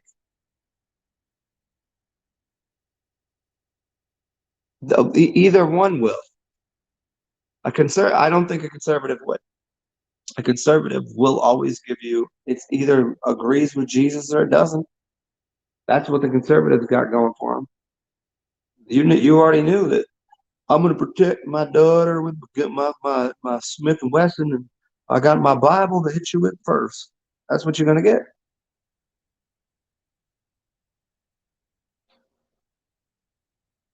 You cannot win against who? Against you, Frank. Let's be honest. In a debate, me versus you in a debate, there's no way in 1 million zillion years you're winning in a debate against me, and probably not in a fight either. I'm guessing. Come on, Frank. Come on, Frank. Know yourself better. Yeah, that's what I'm saying, Super Chat. Used to be a liberal. I used to be. I told you this earlier. Frank, you came a little late. I already said I lean. I already said I leaned most of my life pretty liberal. And now it's become outlandish, and I can't for the life of me side with anything that they're saying or doing. Not a fucking thing. I mean, other than they make one thing the biggest thing, like my body, my choice. Like, but okay, shut the fuck up. Most people that aren't conservative assholes agree with you. But if it's your body, your choice, it's also my baby, my choice. So if I don't want the fucking thing, you gotta listen to me. It's got to be 100% or 0%. So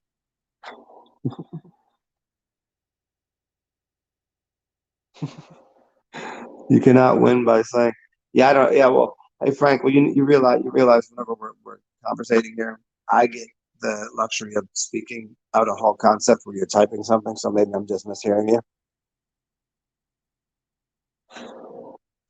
No, I see. That's my point, Frank. That's my point about liberals. You don't know where they're coming from because they're not an open book. It's they are a litany of different hot topic, whatever political, whatever new word they need to use. They don't know what the fuck they're talking about. They're not an open book. They just say shit. It's it's like they closed mind, closed like they don't know shit. So it's like, tell me which book to read to understand a liberal. They don't fucking read. They just like to get. They don't know anything about anything they're discussing ever, ever. They are the most clueless, brain dead nincompoops on the planet. Told you, they're worse than the Christians. Christians are an open book. Conservatives are an open book because all you have to do is go grab their Bible. That's what they'll be using. It's pretty simple. They're all fucked. I mean, they're all fucktards. We'll get back to that.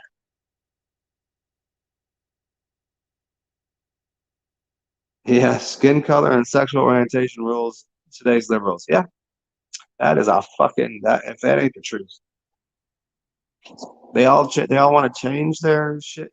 They all change their appearance, change their gender, change everything, but then have a problem when somebody culturally appropriates and then wants you to call them.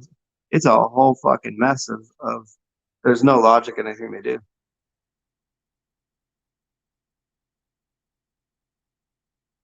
Well, yeah. Well,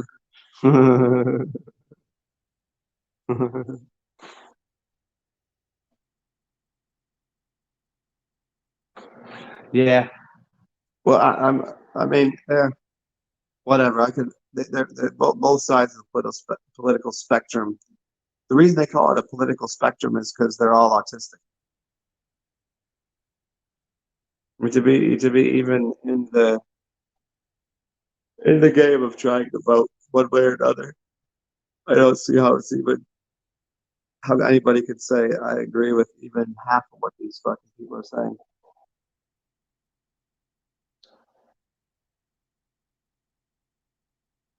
Those people are not they're not my equals. They're not my peers on either side. I couldn't for a second say I agree with enough of their values that I would vote them to stand in front of, hey, I believe what they're saying.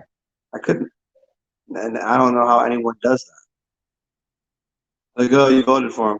Well, I don't really agree with everything he says. You fucking voted for the guy, so yes, you do.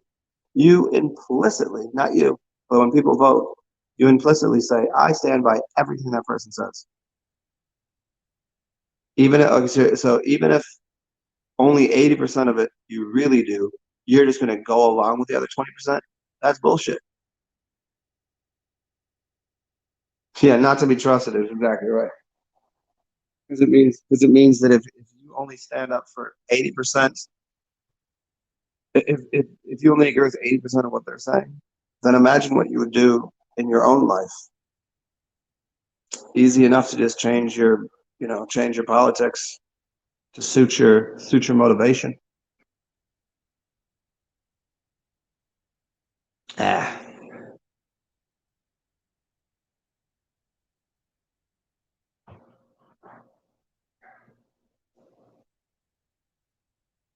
Now you see, if I was, let's do a little pretend here.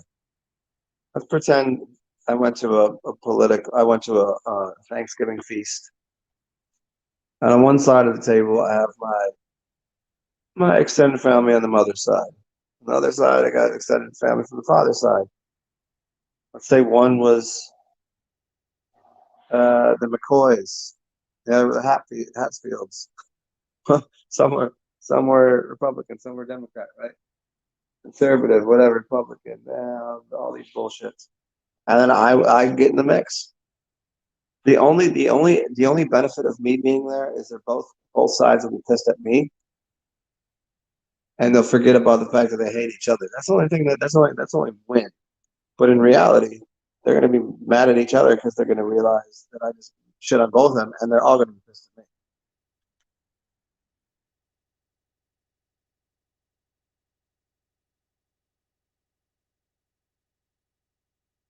Ah, yeah, yeah. So he was a good guy, so he didn't win. Of course. Yeah, I hear you on that. Yeah, from the sense of the political arena, at a local level, I'll give you that much. At a local level, I'm all for politics on local levels, meaning I'm not saying neighborhood associations, but in your tiny little space, and you go, okay, let's have somebody kind of organize and run shit. I'm all for that. But even at that level, it's really hard to get you know, even those are bought and paid for. Not in the 70s, not in the 80s, maybe in the 80s, but now even the smallest races are completely bought, paid for, controlled, manipulated. He was a good guy, so you can't win. Yeah, I wonder what I wonder what our political arena would look like. Here's an honest assessment. If we really did have as many political parties as we should, let's say nine. I'm going to say nine political parties. And you, being the great, outstanding, wonderful, educated citizen that you are, you've done your due diligence on all the candidates. And you've got a pretty good grasp of their political, what they think, what they believe, what they're going to push forth, what they want for your town, state, city, country, community, whatever. And we just eliminated the idea that there's a red party and a blue party only, and everybody just voted the way that they thought. Yes, it would take up more of our time to do a little research on the people that represent us. That'd be weird. Um, what would that look like? You know, nobody would be arguing. Nobody would be arguing about red or blue anymore.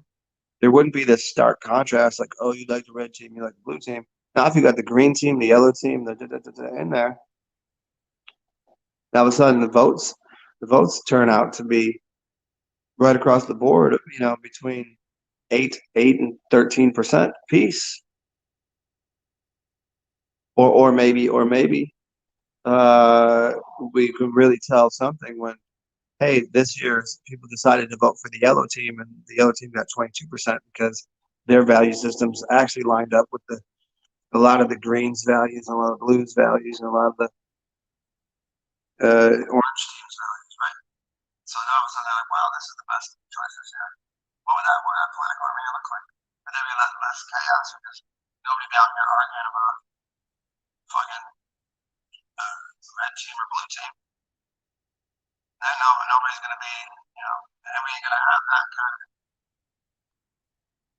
And there's a whole array of different political streams of consciousness.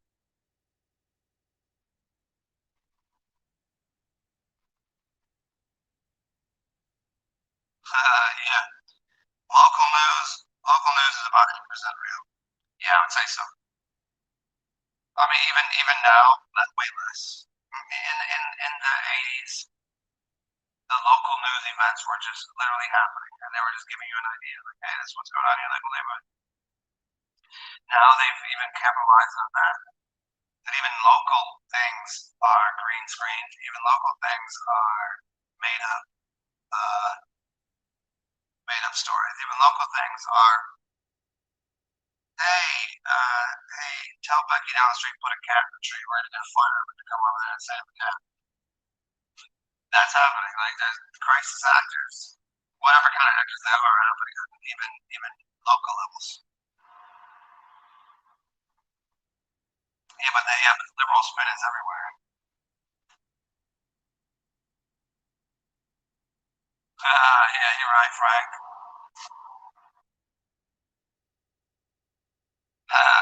Yeah, that's right. My microphone's full.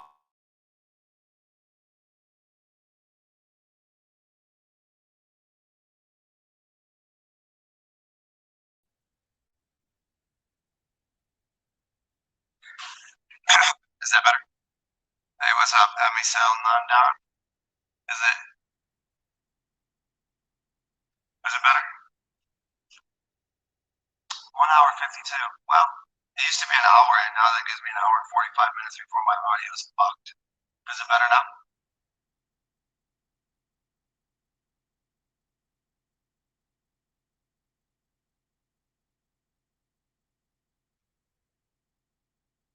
Still.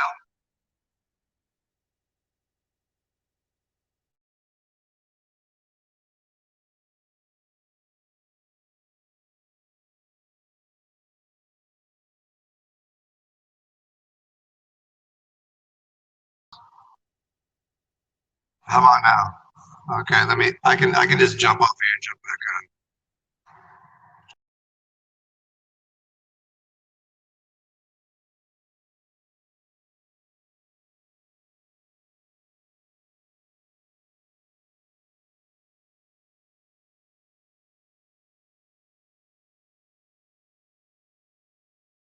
Okay, cool, great, grand, wonderful.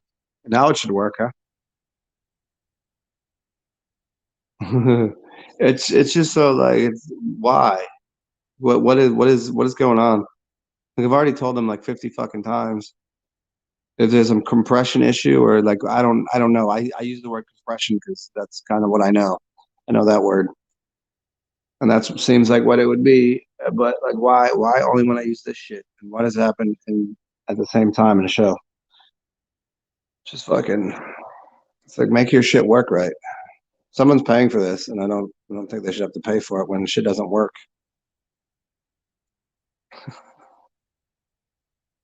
Oh, YouTube's cool. Good, good, good. Yeah, YouTube lets me I can invite guests if I don't even need to use this thing. I can invite guests on YouTube now. But I got to know your email and shit. Which means I'd have to plan on having have a conversation with one of you guys on. Yeah, I can't just like here I could just put up I could put up the address you could join. Or on YouTube I'd have to do it from the beginning. Cool. Where were we? What were we talking about? Oh, Frank wants all the free pudding.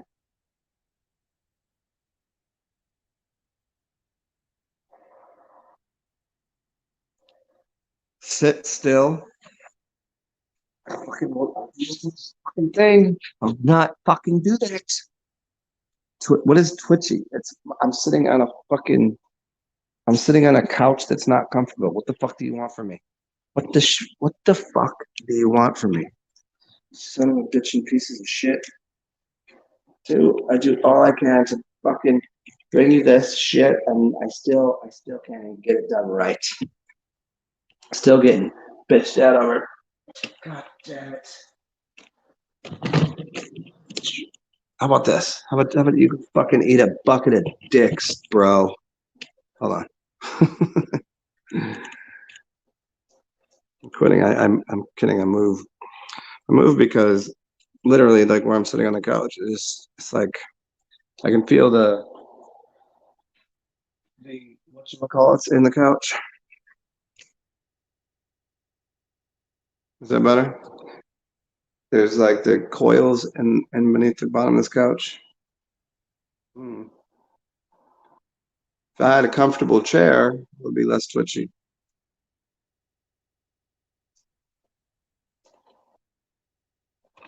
Boo fucking who? This is what I get a boo fucking who out of you?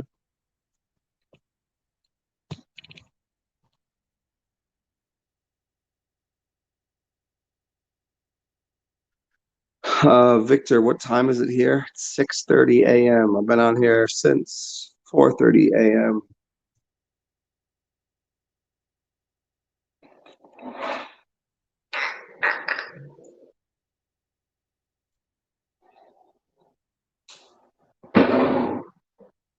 Let me go get an ice cube. I'll be right back.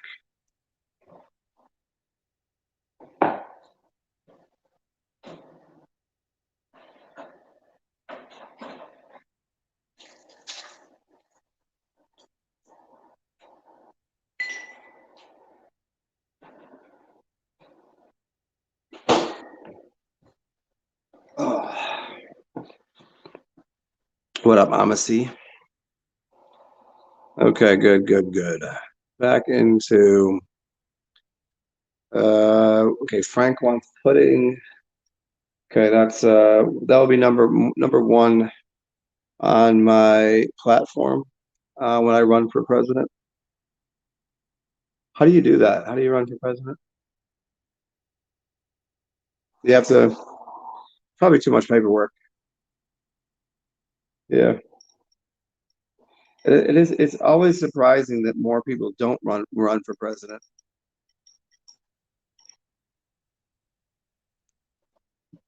Uh, do Super Champion, do coils in couches and beds really steal energy? Yes, they most certainly do. Uh, they they poke into your aura. They definitely poke into your they from the level of like grounding mats. You can clearly see grounding mats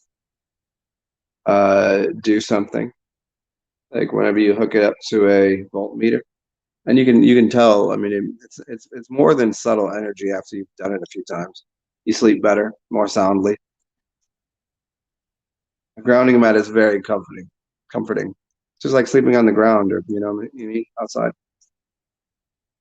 But yes, the coils, yeah, it definitely does something to your auric field and your chakras, bro.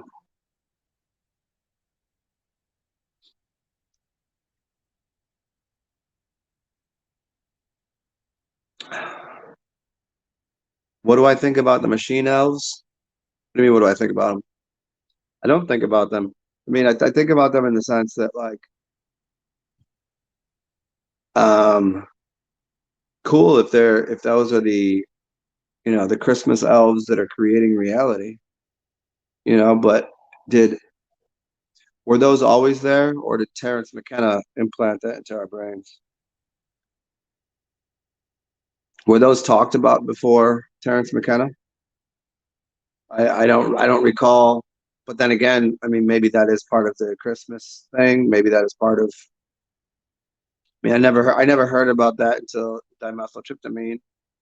I heard of plenty of people taking mushrooms, but I never heard about the elves like that. Heard about Santa's Christmas shop. I don't understand how that works on our reality, but hmm. David Lynch interview about transcendental meditation. I seen a bit of that one. I think I know what you're talking about.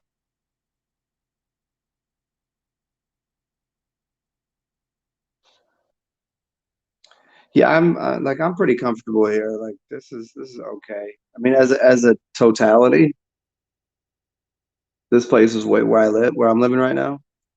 It's way too loud. The the front of my house is cars 10 feet away going 80 to 90 miles an hour. There's a train right behind my house. My whole thing echoes.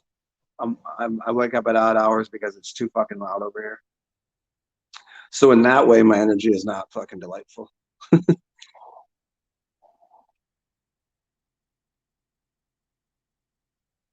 Yeah, I know a few people that sleep on the floor and that prefer it. Hmm.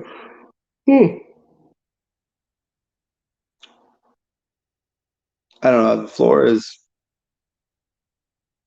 Like here, the bed, I don't like the bed at all. I sleep on the couch. The couch is more comfortable than the bed.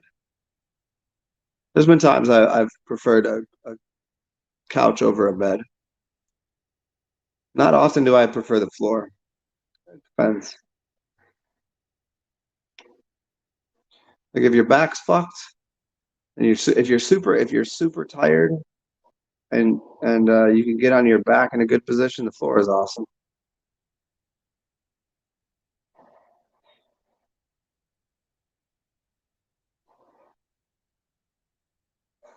Yeah, David Lynch is that British dude, right?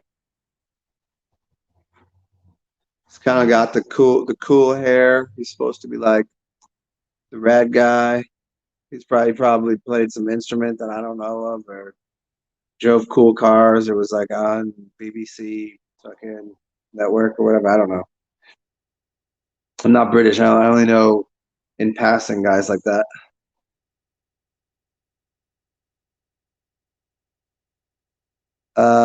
Yeah, peace out, Frank. Yeah, feel free, like and subscribe. Donate a goddamn kidney, motherfuckers. I don't have a black market for it. I don't know where to get rid of it. So if you can sell your kidney, and send me some of the currency, the cash, the money. TSAR capital XEN is right there. Yeah.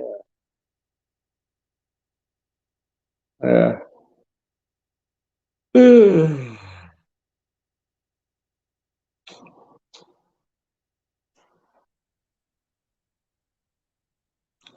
Victor, have I got to the unbound place while meditating? What do you mean, like where everything is just like fucking cool, bro? Sure. It's not, but it's like there's no, there isn't really a way to stay in that place because whether people like it or not, like the whole like temperature and environment and just general location and things will affect your meditation. You're not going to be meditating like that on a fucking New York City um, train. You know what I'm saying? Which is as much as people are like, oh, you need to be able to meditate anywhere. It's like, nah, I don't know. I mean, but yeah, I've been to this kind of comfortable places of meditation where everything is groovy. I don't need any drugs. I don't need anything right now.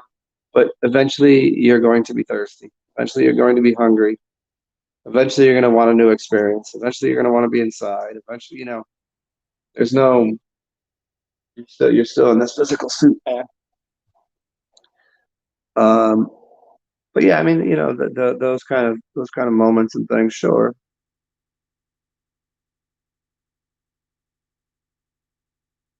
What up, Alexander? What are you doing? Hey, when are you coming to New Orleans?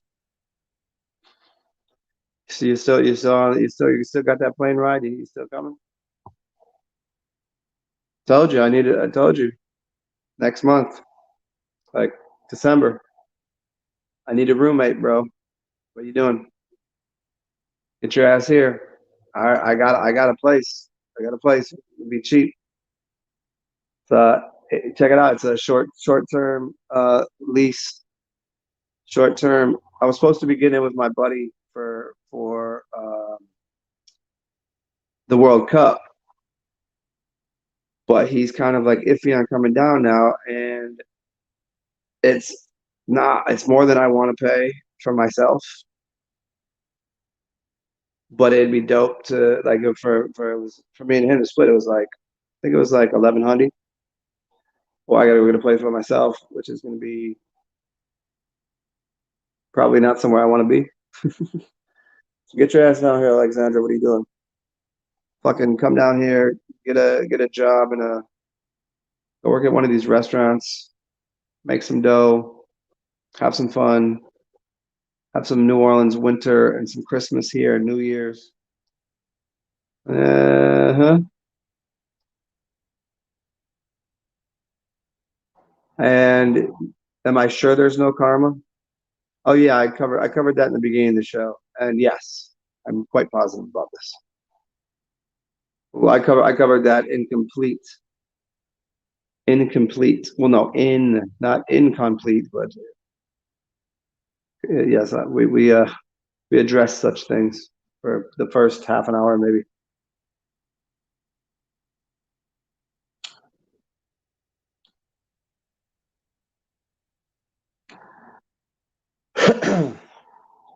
Alexandra, when you come down here, I'll even get offline and talk to you right now. Either way, I mean, whether or not you are coming or not, I'm gonna go with probably not because you always say you will. Pretty standard practice, really.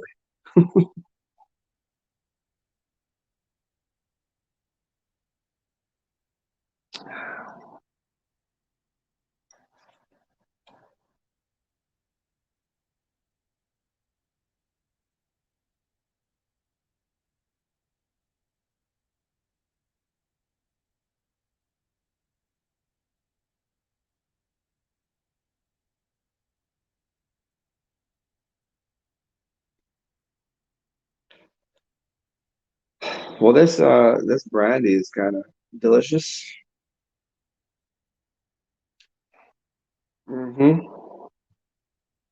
It's like a caramel, vanilla-y.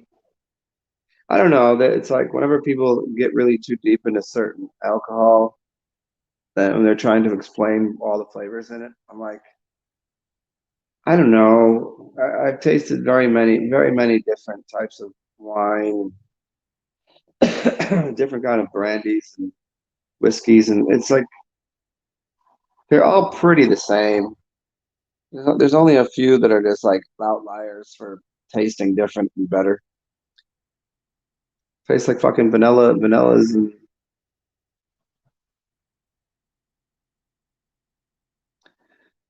yeah, Alexander, do what you say and say what you mean.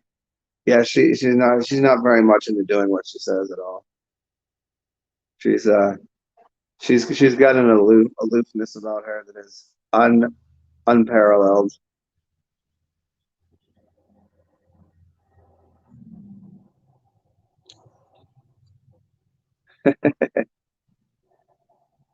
But yeah, this is it's like okay, it's brandy, and some brandy has okay. So is it more or less vanilla?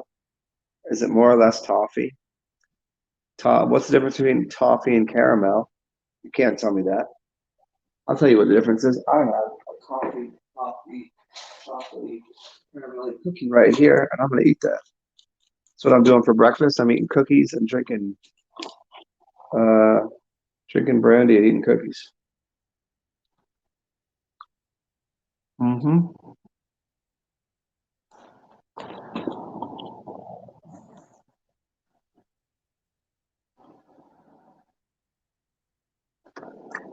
Food that I got myself.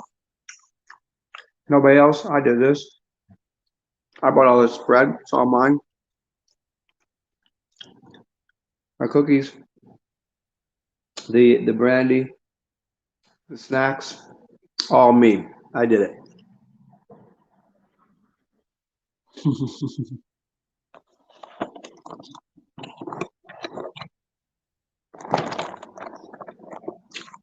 No help from anyone.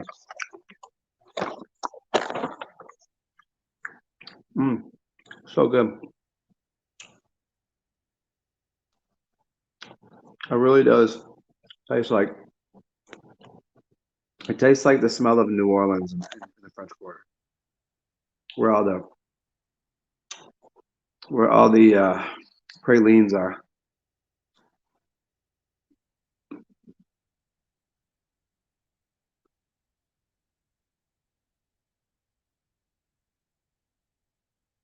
This is my life now. All I do is mm, eat cookies and drink bottles of brandy. Completely changing path, my path of meditation in life.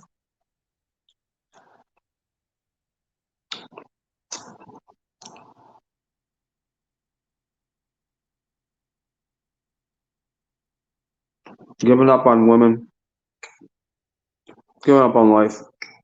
Only thing that's important is cookies and brandy. Everything else is fucking Trash. Mm.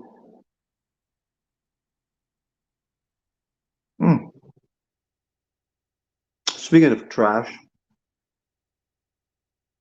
how many of you really think in this coming few months that you're going to be able to afford rent with food, insurance, car? There's everything, everywhere I've seen, everything I've been looking at. People putting out videos going here. They're showing you like, here's what I just renewed my insurance. The insurance for the car went up 60%. They're like, for no reason. And I asked why. No car accidents, no nothing. They said, oh, it's just what's happening. It's just inflation. Their car insurance went from $240 to $420. I know that the housing here, the insurance, 10 insurance companies gone out of New Orleans, out of state, out of Louisiana. And now to get insurance for your house, it's gone up something like 60%. People literally can't afford it. Selling houses, moving, but they can't afford it. Cost of everyday goods. Bro, I got a dry ass turkey sandwich, and it was $7. $7. Lettuce, turkey, bread, $7. It was a $4 sandwich. Nope. I was super chum. You playing God? Hey, you want to work in that for me? God, you want to help a brother out? Mike, let's see if you can put some words together for your archangels and whatever. I need a place to live, bro.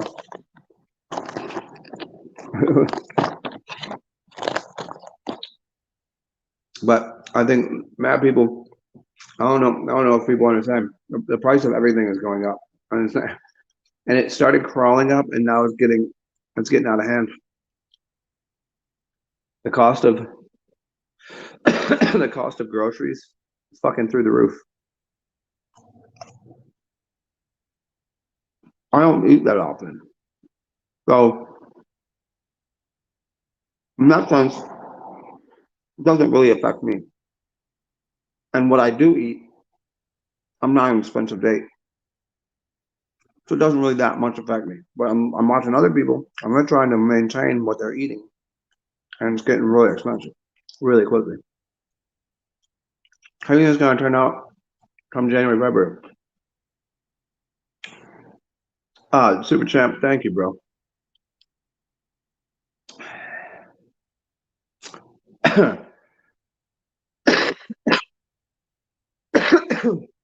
Hey, hopefully that gets here before it's worth half as much. You know what I mean? Shit's getting funny though. Like the people making more money, but the inflation has gone well beyond its where it should be.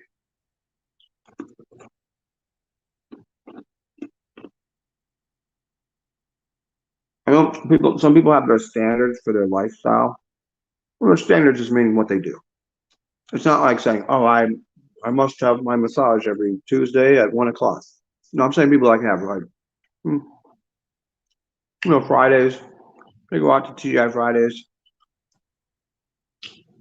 and the weekend they go in. They go out to the bar with their friends, and then on Tuesdays they might go shopping, and their grocery list it looks like this. Well, when they go and get that grocery list, they go to the store, and they need butter, and that butter used to be $3, and now it's 6. And all of a sudden you put that's 100% increase, and I know that as for a fact because I haven't even bought any butter or oil because it's too fucking expensive. And I'm just looking at shit like going, how the hell is this so expensive? Yeah, super champ. I hear you, bro. Working on it, man. Working on it. It's just While knowing the teachings, I'm still a little fucking stressed, man. It's the 25th, yeah. Well, it's the 26th, and I got 4 days to figure out where the fuck I'm living. You know what I mean? Just a little stressed. That's all. Trying not to be. Trying to just, you know.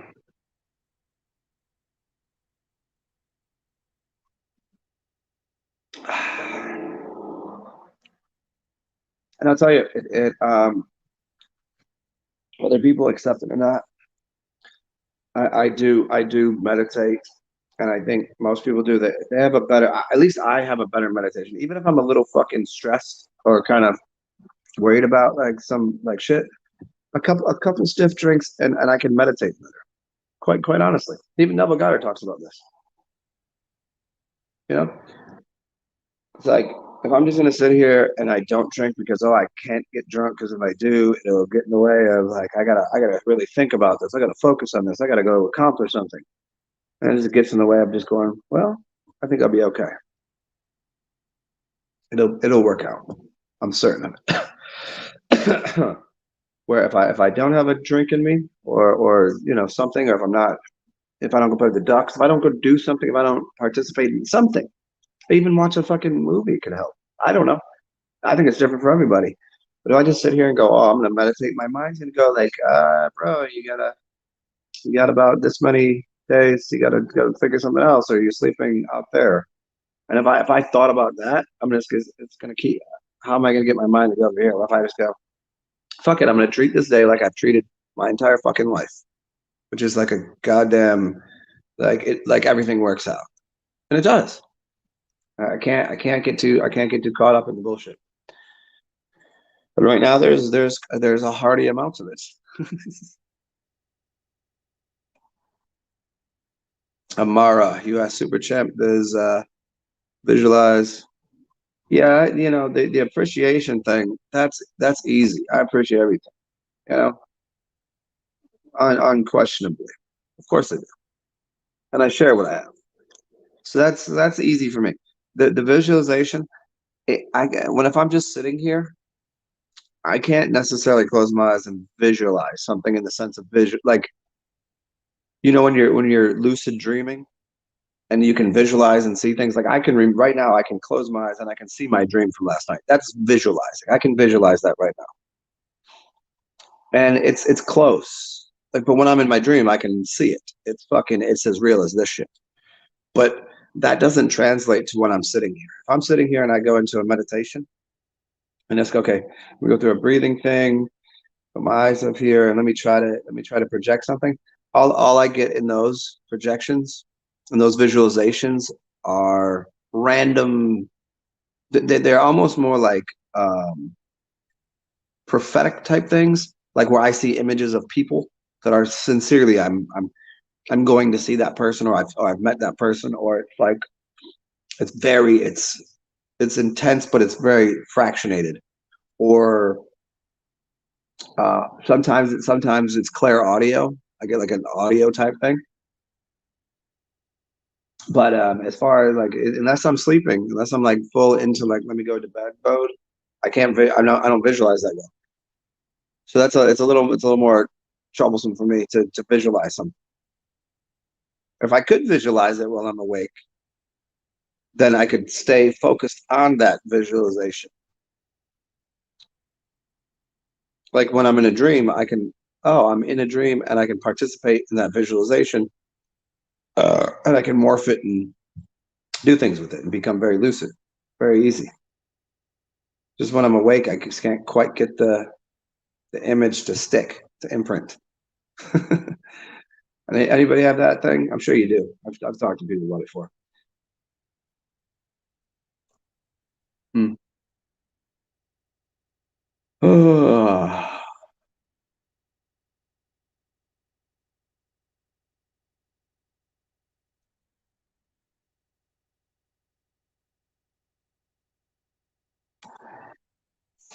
If anybody wants to, you can help me concrete my visualization. I'm visualizing people giving me dollars and currency in my Cash App or my PayPal or my Venmo TSAR, capital XEN.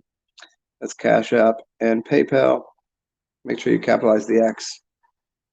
And you can find me in my WordPress if you want to read some of my old shit. You can find uh, my Instagram if you ever want to talk to me.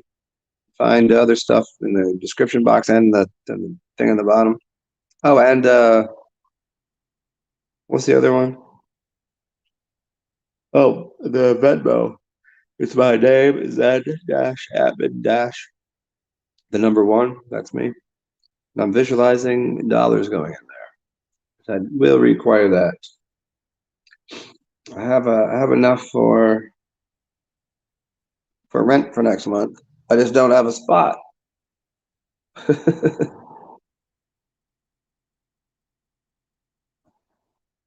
And unfortunately, you know, had this been before 2 years ago, oh, this would have I would have been fine. Fine.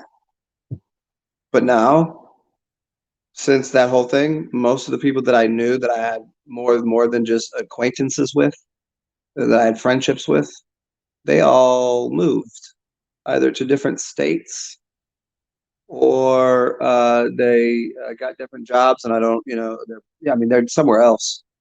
It's like it sucks because I had a very good friend that it'd been cake to move in with, and then he decided to go move somewhere and make a bunch of money. Hmm.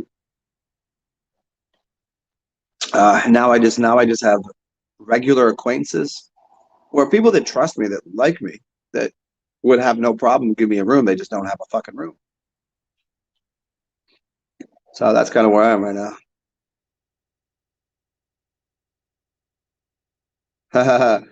Super chat because you don't know what you really want. I mean, that is the pretty standard thing. I mean, like right now, I don't have a problem with knowing what I want. I'm very very clear minded on what I want, and it becomes very very obvious. I want a comfortable domicile, and I'm because I'm not a greedy person. I was like, well, whatever. I don't think I'm going to be able to visualize a giant. I mean, I did live in a mansion for a couple of days. That was cool. I was unexpected, which was a nice little surprise. But now I'm just kind of like, well, I just need somewhere for just to put my shit, you know. And I'm trying to budget it, and I don't have that much shit to move, so that's kind of neat. And I have all this extra space and time because I have nothing. And by having nothing, I have everything. But yeah, that whole not knowing exactly what you want.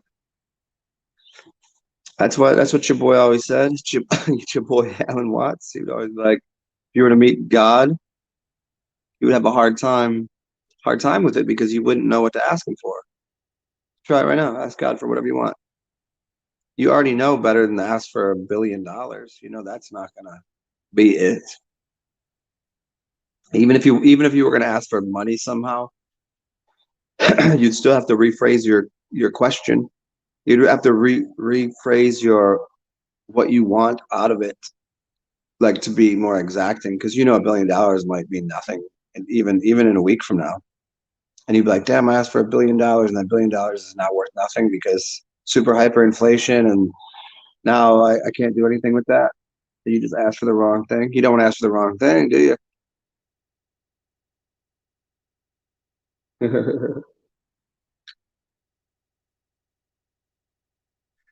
I mean, you could, I guess, ask to be. You could stick with the standards. Healthy, wealthy, wise. Those three are pretty standards. Because then it's up for open debate of wisdom is wisdom. I mean, there's not really a lot of it's a debate of what that might be during certain times, but we know what that is. You know what wealth is. We know how that looks. You know what health looks like. That's not changing too much. So those are three things: health, wealth, and wisdom. What's up, Skull? What are you doing? Skull, what are you calling me Zen today? I am unimpressed. Normally you come here with a new name. Now you're just calling me might as well call me Simpleton. What is what's that movie? That your boy plays simple whatever. Simple Bob? No, what is it? Simple fucking don't ever play for a retard.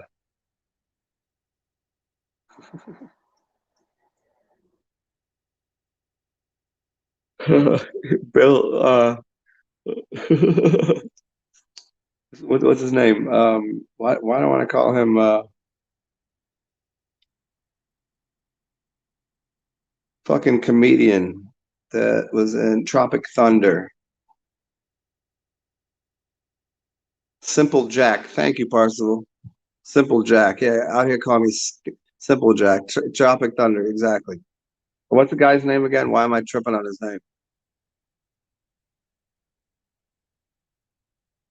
My favorite was him in was it the Adam Sandler flick where he's like, "Oh, Grandma, your fingers hurt? Well, guess what? Your back's gonna be hurting because you just pulled fucking gardening duty. Anybody else fingers hurt?" That's so fucking funny. Ben Stiller, Ben Stiller. That's what I was looking for. Space Juice Stiller. I don't get the Space Juice reference, but yeah, I'm sure he's on some Space Juice.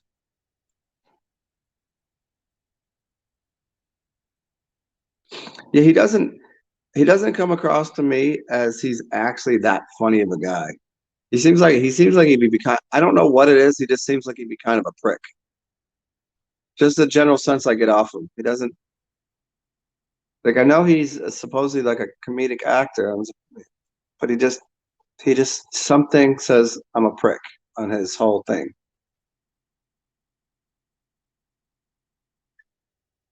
Like he's always looking for an angle on something. I don't know.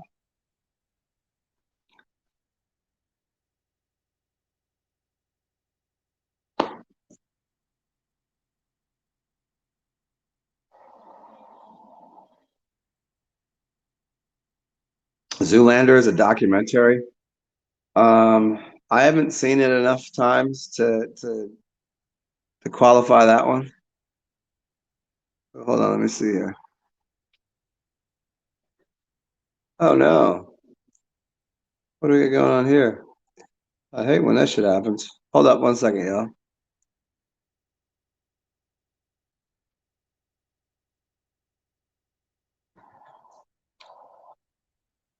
I swear it's a motherfucking. I said it's always on, mother bitch. Uh, I got this Twilight app on my phone, right? And it just is always really funky. I have it on always on, and then it just changes on its own to being on till 7 in the morning. So it changes my settings. Well, hello everyone. Oh, Zoolander on MK Ultra. Oh yeah, I'm sure. There seems to be a lot of people here now. Hi, good morning. I've already been on here for 2.5 hours eating cookies and drinking brandy. Feel free to put your comments and questions and concerns over here to the side, and I will address them at my earliest convenience. If I feel like it, is what I'm saying.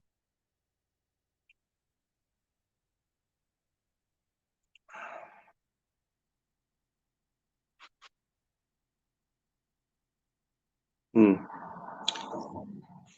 And Zoolander, yeah, I don't. That's. I mean, how many of these movies are somewhat documentary, anyways? I mean, Idiocracy, I just watched the other night, and I've seen that enough times. How much of it that's turned into pretty real. And you watch it, and you go, okay, it's not that bad, but it kind of is. It kind of is. Zoolander's super goofy, but I guess if you take a little bit of, if you tone down the goofiness of, but not really. Like you see the way these people are dressing these days in the dress up community, like the fashion industry. The fashion industry is just absolutely, what the fuck is wrong with those people? It's like we got to just push the boundaries and do something new. No, you actually don't need to. Fads, and fashions, there's nothing you need to do. There's cultures that have been wearing the same kind of garb for years because A, it's comfortable, B, it's beautiful, C, form, and its form and its function, create its fashion.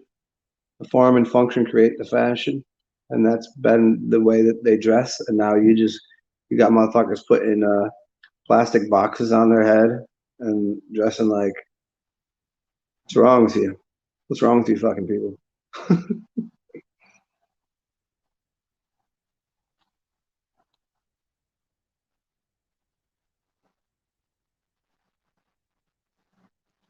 I mean, that we've already passed the point of where anti-fashion is actually fashion.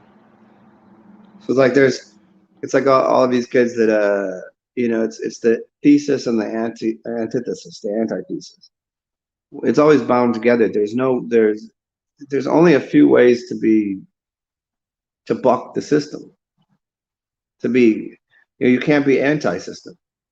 You have to be somewhere you just have to maintain yourself because the system will still offer you some things that are quality and part and parcel to your belief system. And then other things, the anti-establishment will offer you some things, but not all. And then there's some things that are, you know,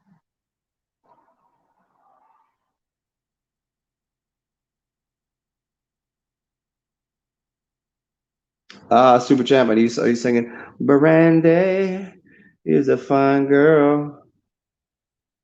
What a good wife she would be.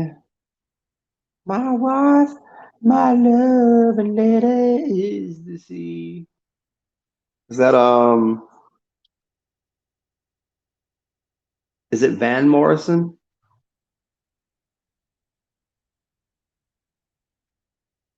Hey, look who's here.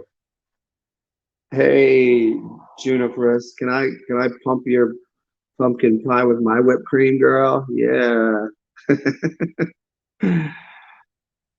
And am I right? Is that song Super Champion? Was I right on the Van Morrison?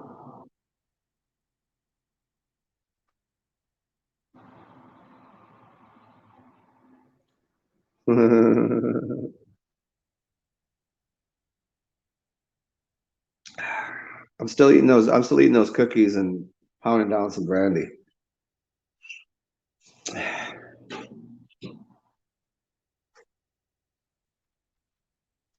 And that was, how awful was my singing voice there? You can let me know. Let me know. Never sing again. Go ahead. You could give me an ABC, like don't ever sing again, or that's fine. It's kind of funny. Or yeah, you could probably sing if it was the right song. You know, you can motivate me. I don't do very well with compliments or insults. And meaning like I don't take either of them very well. Like because I don't have much of a reason to. I've been learning to take compliments. But see, I always had the feeling that if I were to take a compliment, I would have to take your insults.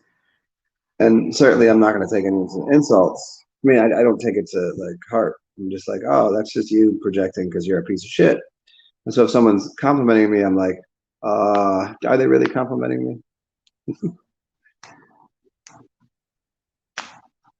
Wait, Looking Glass? Who did Brandy? That's the song? Are you gonna? I wish I had a burner phone so I could look this up. That's Looking Glass, Brandy. I thought I thought Van Morrison did Brown Eyed Girl and Brandy. He did. Van Morrison did Brown Eyed Girl, which was Brown Skin Girl. And by them, I mean I guess it's a him, but nonetheless.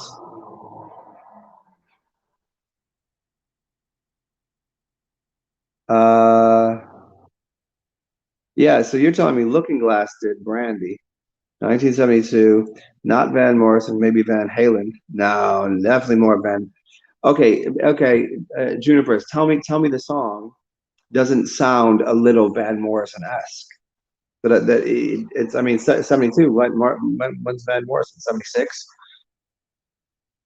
Same kind of vibe, right? It's too bad we can't play these fucking songs on here because they'll just shut my goddamn channel off. Grotesque. That's what I'm gonna do. I'm gonna start my Rockfin account or some other account just so we can do this shit on there. I don't even know if we can do that shit on there. That's the Dalai Lama. Looking Glass the Man. Okay, well here's the Looking Glass and there's the Brandy. I'm gonna try to get shit. I'm trying to get shit faced by like 9 a.m. Saturday. It's cold. It's rainy. I'm borderline a fucking bum, homeless. Never thought my life would come to this. Oh, pretty gay. Pretty fucking gay, if you ask me, bro.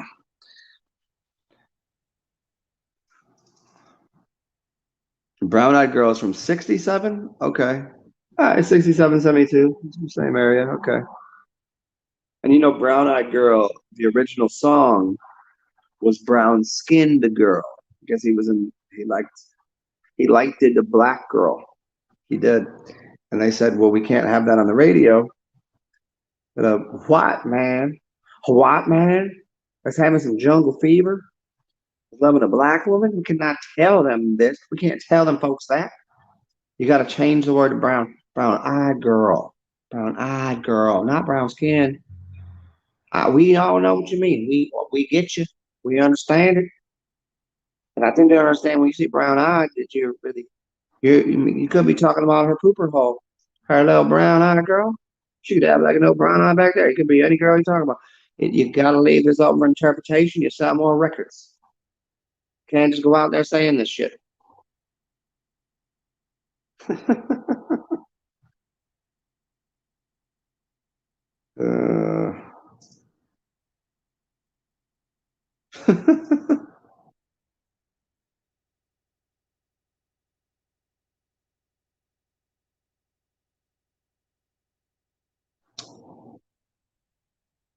hmm. The black Irish.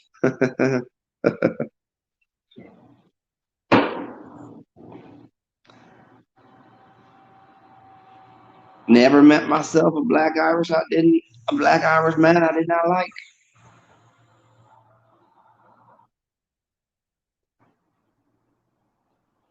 Then again, I never met a black Irishman. What about a black Scot? Did you come out with Tevin Campbell? What? Oh man, that's a wild. That's Tevin Campbell. What a name. Did you even? Is that even spelled? Is that how you spell the Campbell too? Not with a B. Isn't Tevin Campbell like an '80s R&B artist? Like late '80s R&B.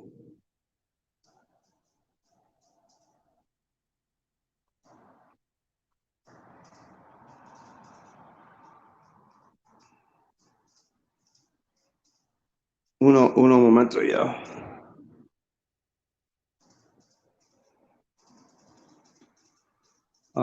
Brown Eyed Girl by Tevin Campbell. Well, maybe because you were allowed to make that song in that era, it was '90s, even maybe early '90s. But the original song, go look it up. The original song by Van Morrison, Brown Eyed Girl, was originally So he originally wrote it as Brown Skin Girl. Tevin Campbell did Brown Eyed Girl, but that's way later. That was Van Morrison's song.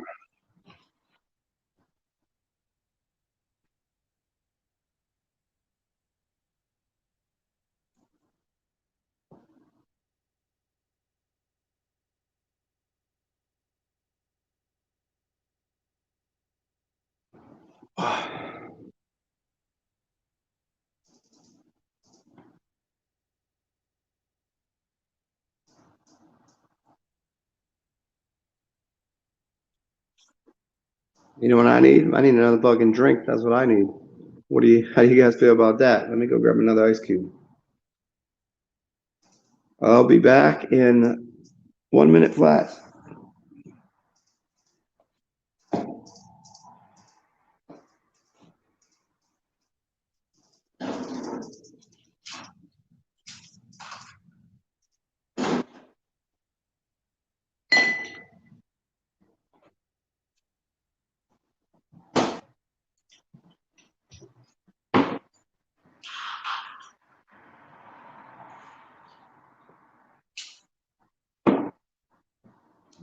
All right.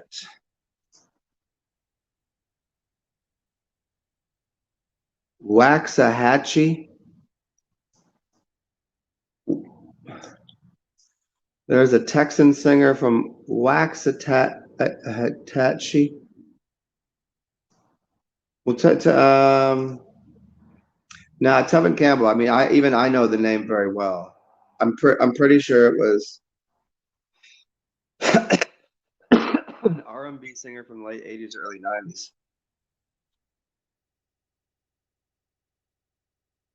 Yeah, pretty popular too. I don't I don't think it'd have been a Texan singer. Although, I mean, Tevin, that ain't a white boy's name, is it? Can it be? I'm not sure. Tevin would Tevin. You got Tevin, you got Kevin, you got Seven. You got well, Seven is Erica Badu's kid's name.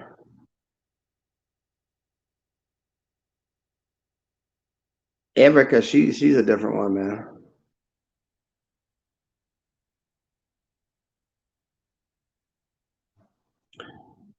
That is definitely one person uh I would be a little bit starstruck. It's not, and it's only because she's a fucking witch, and so I'd be less starstruck and more. Oh, it's Tevin Campbell. Okay, well then, yeah, it's the same dude then, I guess. I would be kind of starstruck meeting Erica Badu because not because she's a beautiful woman and not because she's a singer. I mean, that's great, but because she's actually is a witch and she's goofy as fuck. So I know I'd get along with her, but then there's also like I was like, if I come find Erica motherfucking Badu, what the fuck are you gonna do? Yeah, that'd be really that honestly, now I'm thinking about it, there's not too many people that I would really have much of a dilemma meeting. Like, I don't know, when I was a kid, I would have assumed I would have got starstruck. I got starstruck by meeting a couple professional soccer players, even when I was nice with it. Like I was still like, whoa, like this motherfucker plays on the national team. I was like, holy shit, I've seen you on TV playing. And then as I got older, I realized like, especially in acting and musicians are like, you know, like I see people as talented as you on a fucking daily basis. And actors, I don't know. Anybody here? Like, okay, obviously, if Prince was still around, I think anybody would be a little starstruck meeting Prince. I think also because he's such a tiny little thing, there would be this weird little kind of energy. Like I'm sure he's an energy vortex of some sorts. Anyways, what about you guys? What about everybody here? Uh, who would you who would you be starstruck meeting? Like if you got to meet anyone, you could just like you could choose to meet someone in person. and you'd be like, holy shit, to meet that person, to actually see them in person and interact with them, it'd be fucking crazy. And you can't say me. I mean, granted, obviously, I'm a whole lot of something. I'm a whole lot of energy. I get it, but like, I'm talking about like these fucking people. Tom Cruise, Parzival. You are so in love with Tom Cruise. Parzival loves Tom Cruise. Parzival, you got a crush on him? You want to kiss him and make small little Parzival Tom Cruise babies.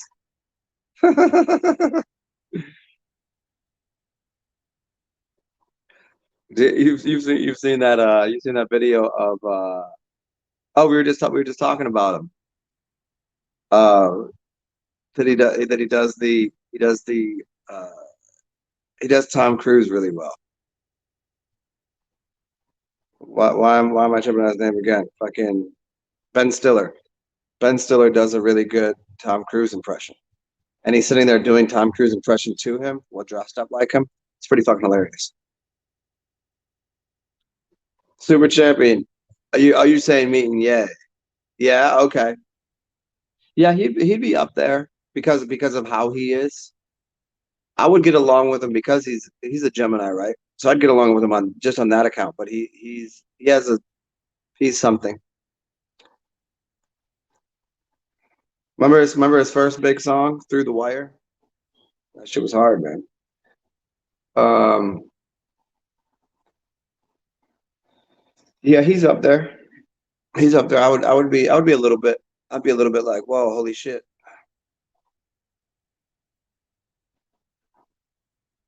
Definitely Erica. Um, hmm. I don't know if there'd be very many. Oh, you know who it'd be? It's funny. It'd be a soccer player too. Uh, uh,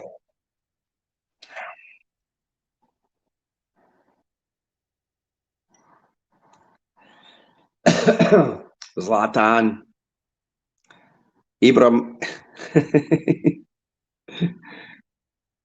Do you know Zlatan? Yes, Ibrahimovic.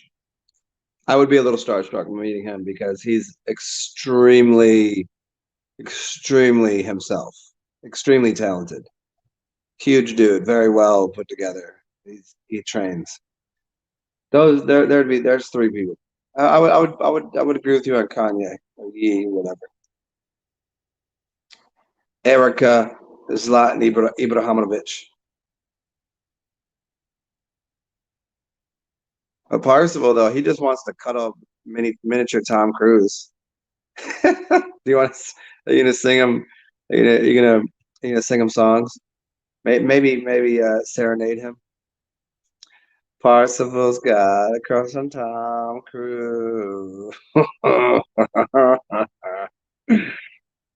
That's too good.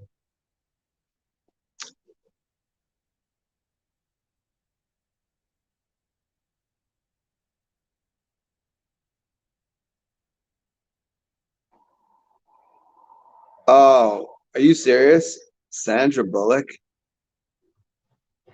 Are you serious? First of all, I don't know which order to do this in, but I'll just say A, whatever that thing is, not a good actor. B, that's definitely a dude.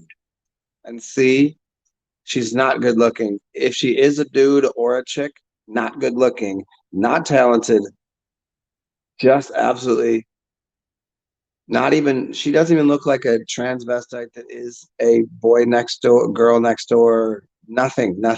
There's nothing. I never found that thing. It was the most weirdly, confusingly.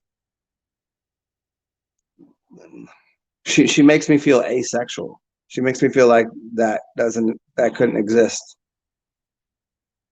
Yeah, it's awful. And the funniest thing is she was in one of the first movies she was in. She was with your boy Keanu Reeves, which is Really strange dude because everybody loves Keanu, right?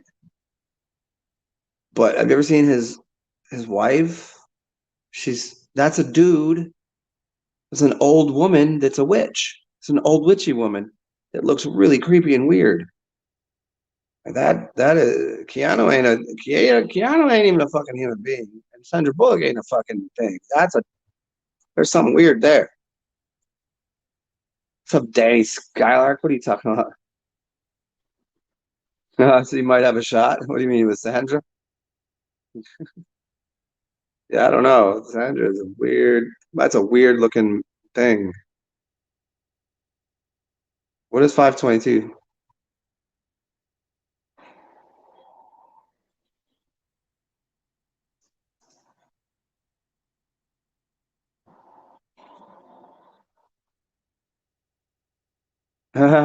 Super Chairman. She's a competent bus driver, though.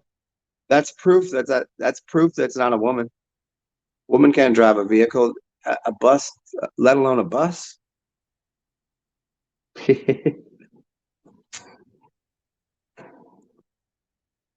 Yeah, Speed, 1994. The poster of her. Hey, Parzival, it's not a her. Stop misgendering her. That- It's not a. Stop misgendering that thing. Uh-uh. Well, your dad likes dudes. Hate to break it to you, Danny Skylark. Your dad and Parzival like dudes. It's okay. It's okay. I don't mind. I don't care. That's more women for me. But Sandra Bullock's a dude.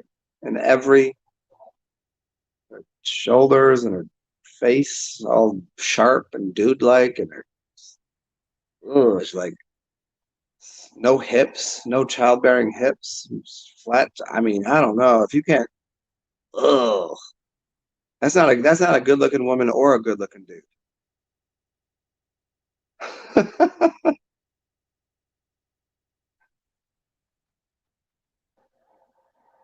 Is Bella Thorne not I don't know who that is. Hey, Parsival. Hey, Parzival or base and base, you know how to do it. Just put the thing up. I want to see who this Bella Thorne is. The fact that they're calling it a Bella is like calling a pit bull Bella. I'm guessing. I'm gonna guess she's probably not.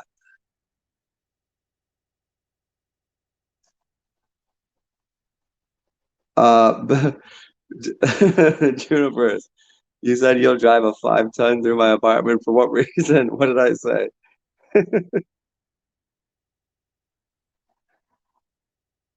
He thought of you?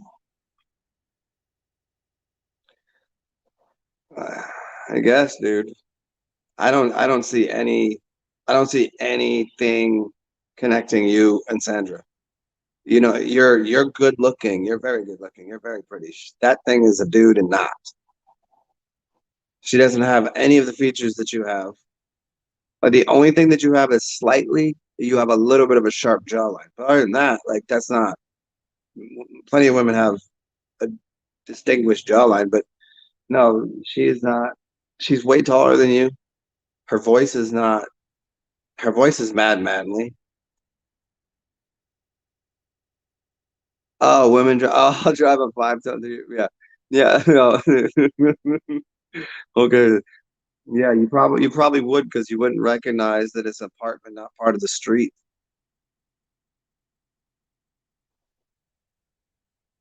I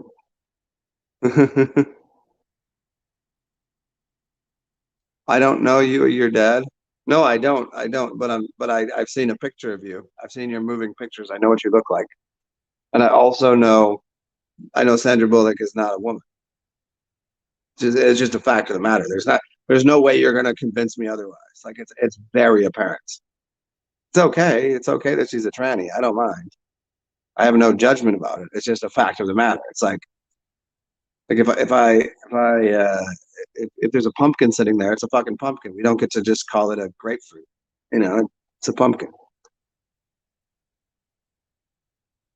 Damn, Parcel told you that you got George Clooney chin, dog. Oh, Oh, you don't mind that you have Clooney's chin. I don't know. I think she's too much of a midget. I think in person, I don't. Hey, Danny, in person, do you have a small head too? I mean, you're a midget. You're a tiny little person. I could cuddle you up and put you in a tiny little like small package. You're not a big-headed dope.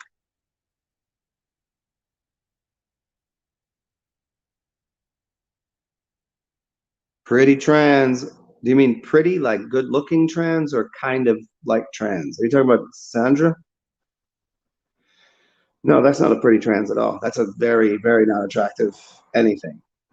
It just is.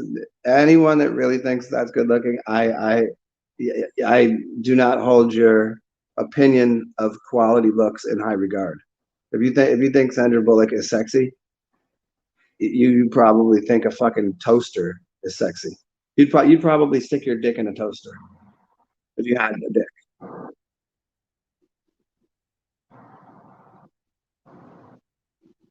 Oh, Danny's a tranny? No, Danny had babies come out that cooch. No, Danny's not. You're not, right? I mean, are you the first? I mean, because if you are, they did a good job, a good surgery on your downstairs mix-up. Your boobs look about normal. The rest of you you have hips, you have the whole. I mean, as far as I know, I'm not saying I've ever.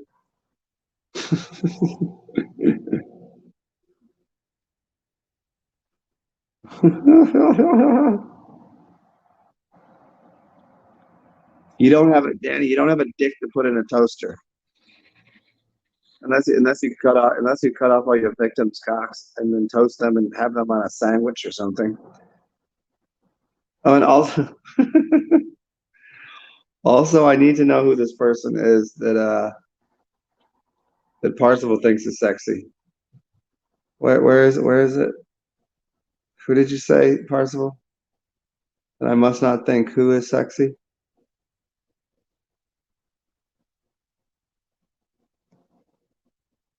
Hmm,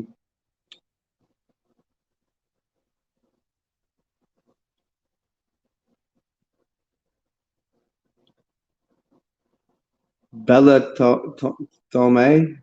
Thorm?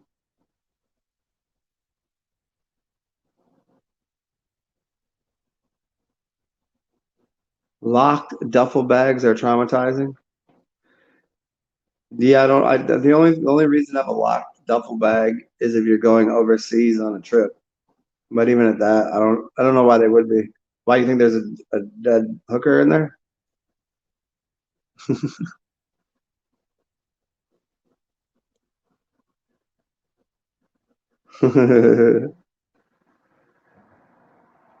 You prefer to be extraterrestrial?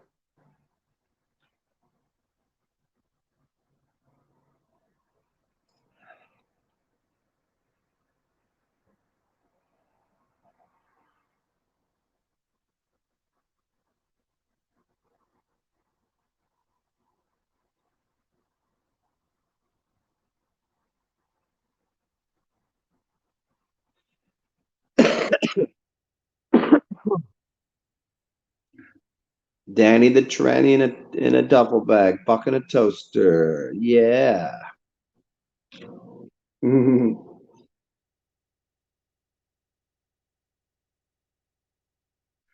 Okay, I'm getting another snack. I'll be right back.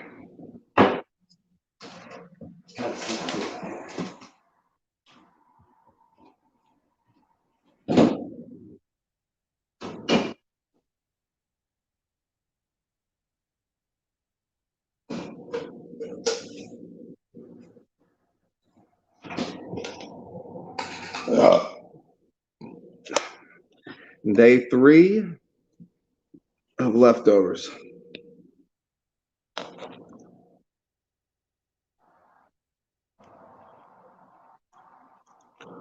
Oh, oh, shit. Oh no, Junie. No, I don't worry. I had cousins. I had cousins that fucked me up. I have You know what they did to me? This is the worst. You know those mattress toppers that look like egg cartons? They go on top of your bed and make it all comfy. But they're made of this material that when you roll it up, it kind of sticks to itself. They rolled me up in one of those. My arms and my legs in. Oh man. And then they tickle tortured me. To say to this day that I don't want to actually string them both up by their necks and cut them from their anus to their taint and let their entrails leak out, and then repeatedly shoot them with a BB gun and laugh at them, and then shit into their mouths and hope they vomit on it and die. To say that's not how I feel would be a lie. That was mad traumatizing. And do I hope that nothing good ever happens to them? Yes. And in fact, nothing good has happened to them.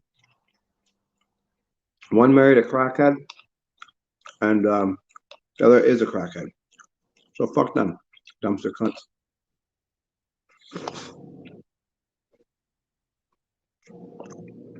Mm-hmm.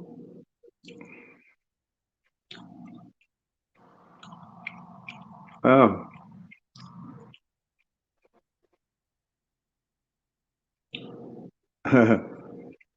Curry pockets with leftovers. You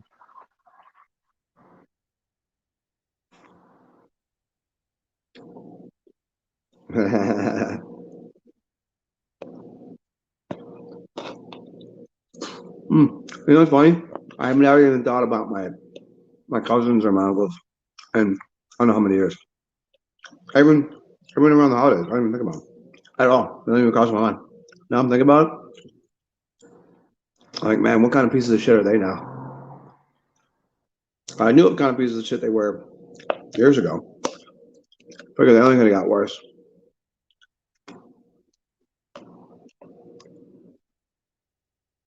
Mm. People are weird, man. They were some fucking demons, yo. Looking back on it, like how white trash my family was, and how many demons like I was around, like literally, like someone's gonna be like, get to the end of your life and you get to meet God and everybody. They'd be like, oh yeah, there was 80% of your family were actually demons. My adopted family, they tell me like, yeah, you were stolen from a good family, and the demon stole you. I'm pretty sure they would tell me that.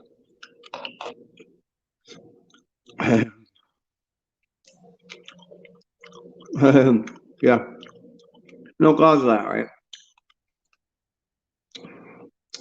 That's the only way I can by saying there's no cause of anything and karma is bullshit. Okay, so like, yeah, you didn't deserve to get stole from your family and went into a trauma system with those cocksuckers. Hmm.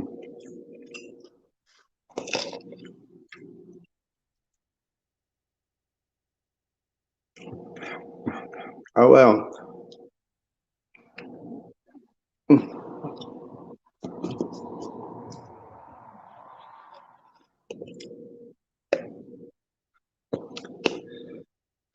The only thing there's only thing there's a cause of is good food.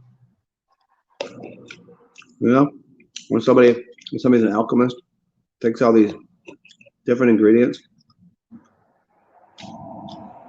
puts them together, and it tastes like fucking magic.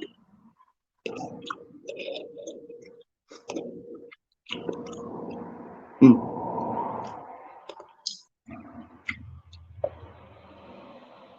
Mediterranean salad is up there, man. It's fucking. That shit be hitting, dog. That shit be fucking. For real, for real. This shit goes hard, dog. What are kids saying these days? That shit is flame. Not just a flame. For real. Oh, God. Gang, gang. Ah.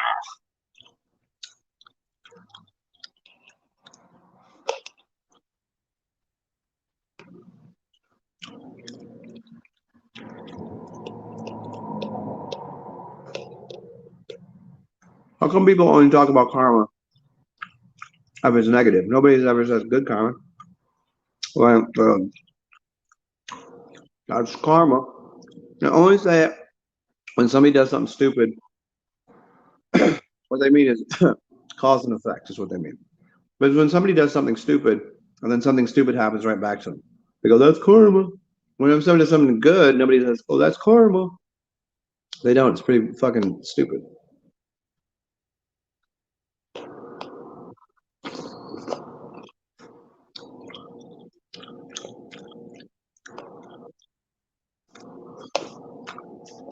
There's no such thing as a good actor. There's no such thing as a good person. There's no such thing as a good person. There's no such thing as God. There's no such thing as devil. There's no such thing as God. There's no such thing as devil. There's no such thing as good person. And everything is bullshit. And thus, the original point of the story, there's no cause of anything. Because then you can't have a good thing to cause a good thing. You can't have a bad thing to cause a bad thing. So you don't know how shit works. So I say, fuck it all. Fucking take a shit on them. Take a shit in public. Fucking throw it at somebody. Go fucking throw a baby in a blender. Go kill a dog. No cause of shit, right? Nobody cares.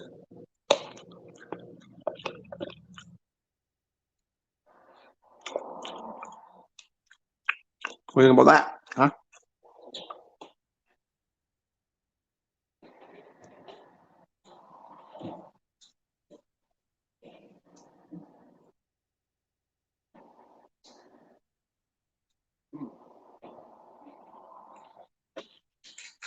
Oh yeah.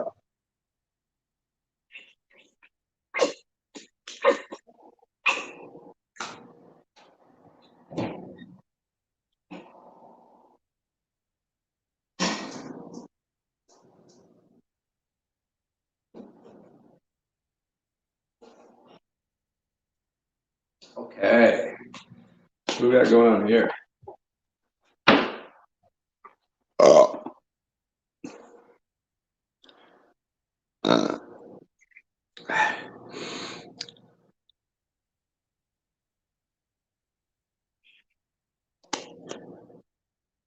well, I don't know. I don't know that that's Amar. I don't know that that's what karma means.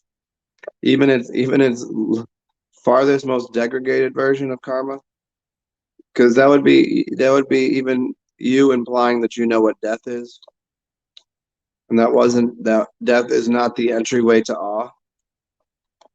But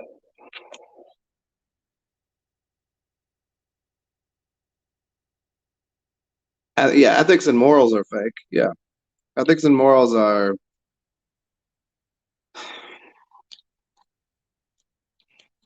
um, ethics and morals are very, very, very, very, very much situational.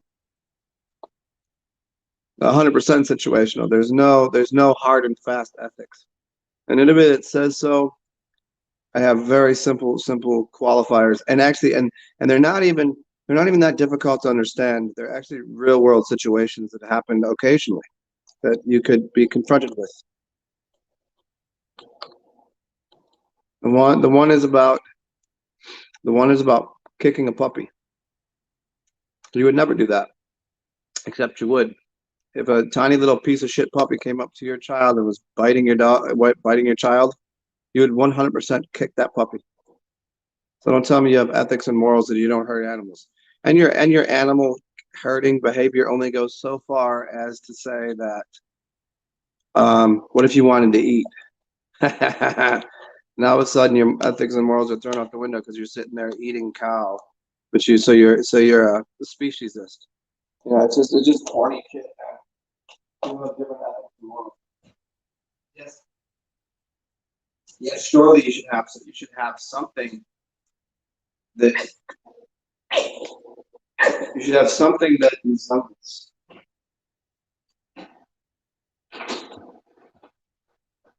some sort of ethical or moral code of conduct, which should pretty much get you through life for 98% of situations. But that ethic and moral code is not going to work all of the time because it can't. You'll be often put into positions that you'll struggle with what you think is the ethically most sound thing.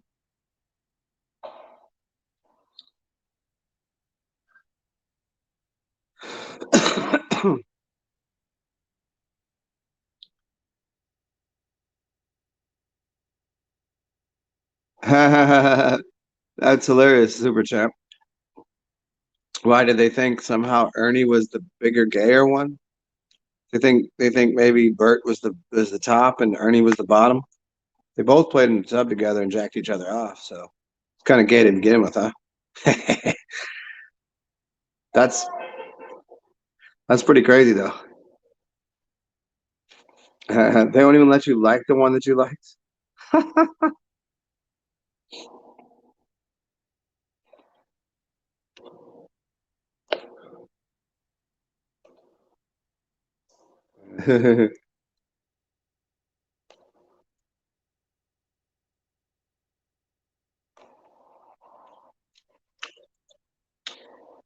Hmm.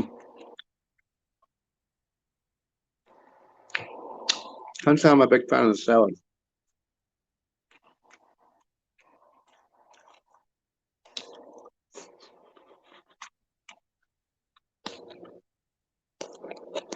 The salad here, two thumbs down. Fuck the salad. It sucks.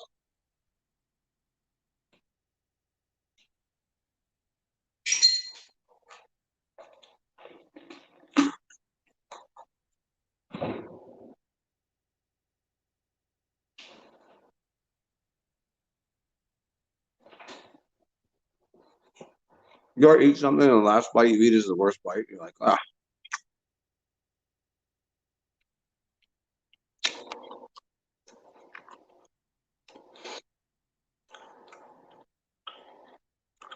Well, yeah, I used to be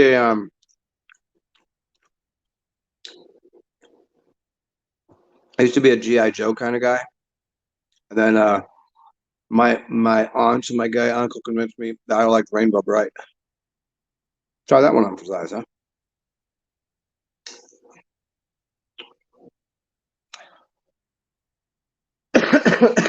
In fact, I'm only partially kidding. I had some girly fucking toys, and I did have gay uncles who were creepy as fuck. Uh-huh. I did have some Rainbow Brights and shit. Like weird, like I'm like, why the fuck did I have that shit as a kid? Didn't have any brothers and sisters. Had had some fucking weird Pennsylvania Dutch on the mother side though. They're all creepy as fuck.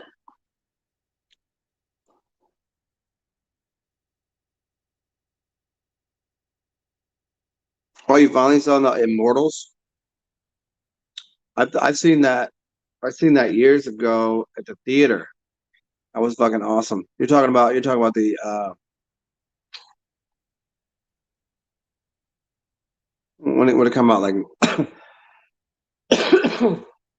well like 2008 maybe.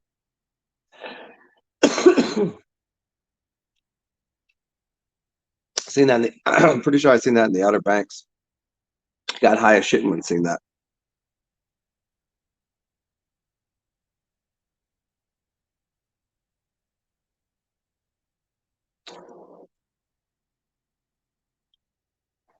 So, you don't even know why they didn't get you at the time. Hmm, that's crazy. Maybe they just thought that you should you maybe you're going to be a tall guy and or maybe they wanted you to have some maybe there was some characteristic. I don't know. That's pretty fucking weird. You will not like you are not like that Muppet. You're like a different one. I will not have my son going around liking Ernie. He is a Burt man.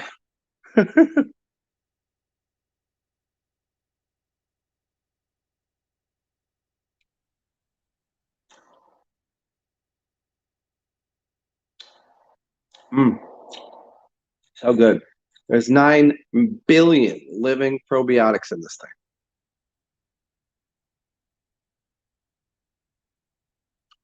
Now this right here, between kombucha and coffee, you wanna have some explosive diarrhea.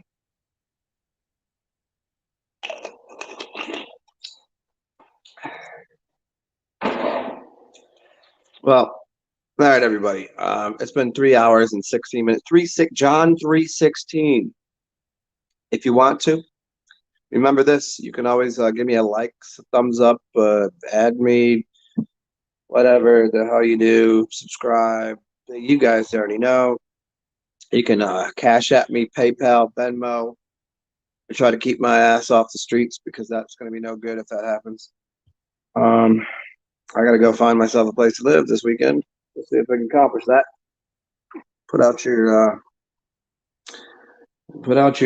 whatever, your magic at me, for me, whatever. And we'll talk to you guys soon. I'll be back on here later today, I'm sure. I'm gonna clean up in here and take a dump, but it's been fun. Be yourself, be goofy, be silly. Enjoy your day. Help out when you can. If you can't help me, help somebody, you know what I'm saying? Um, yeah, I'm outside here, guys. I'll try to chat with you a little later. Have a fun day. Peace, y'all. Bye, bitches.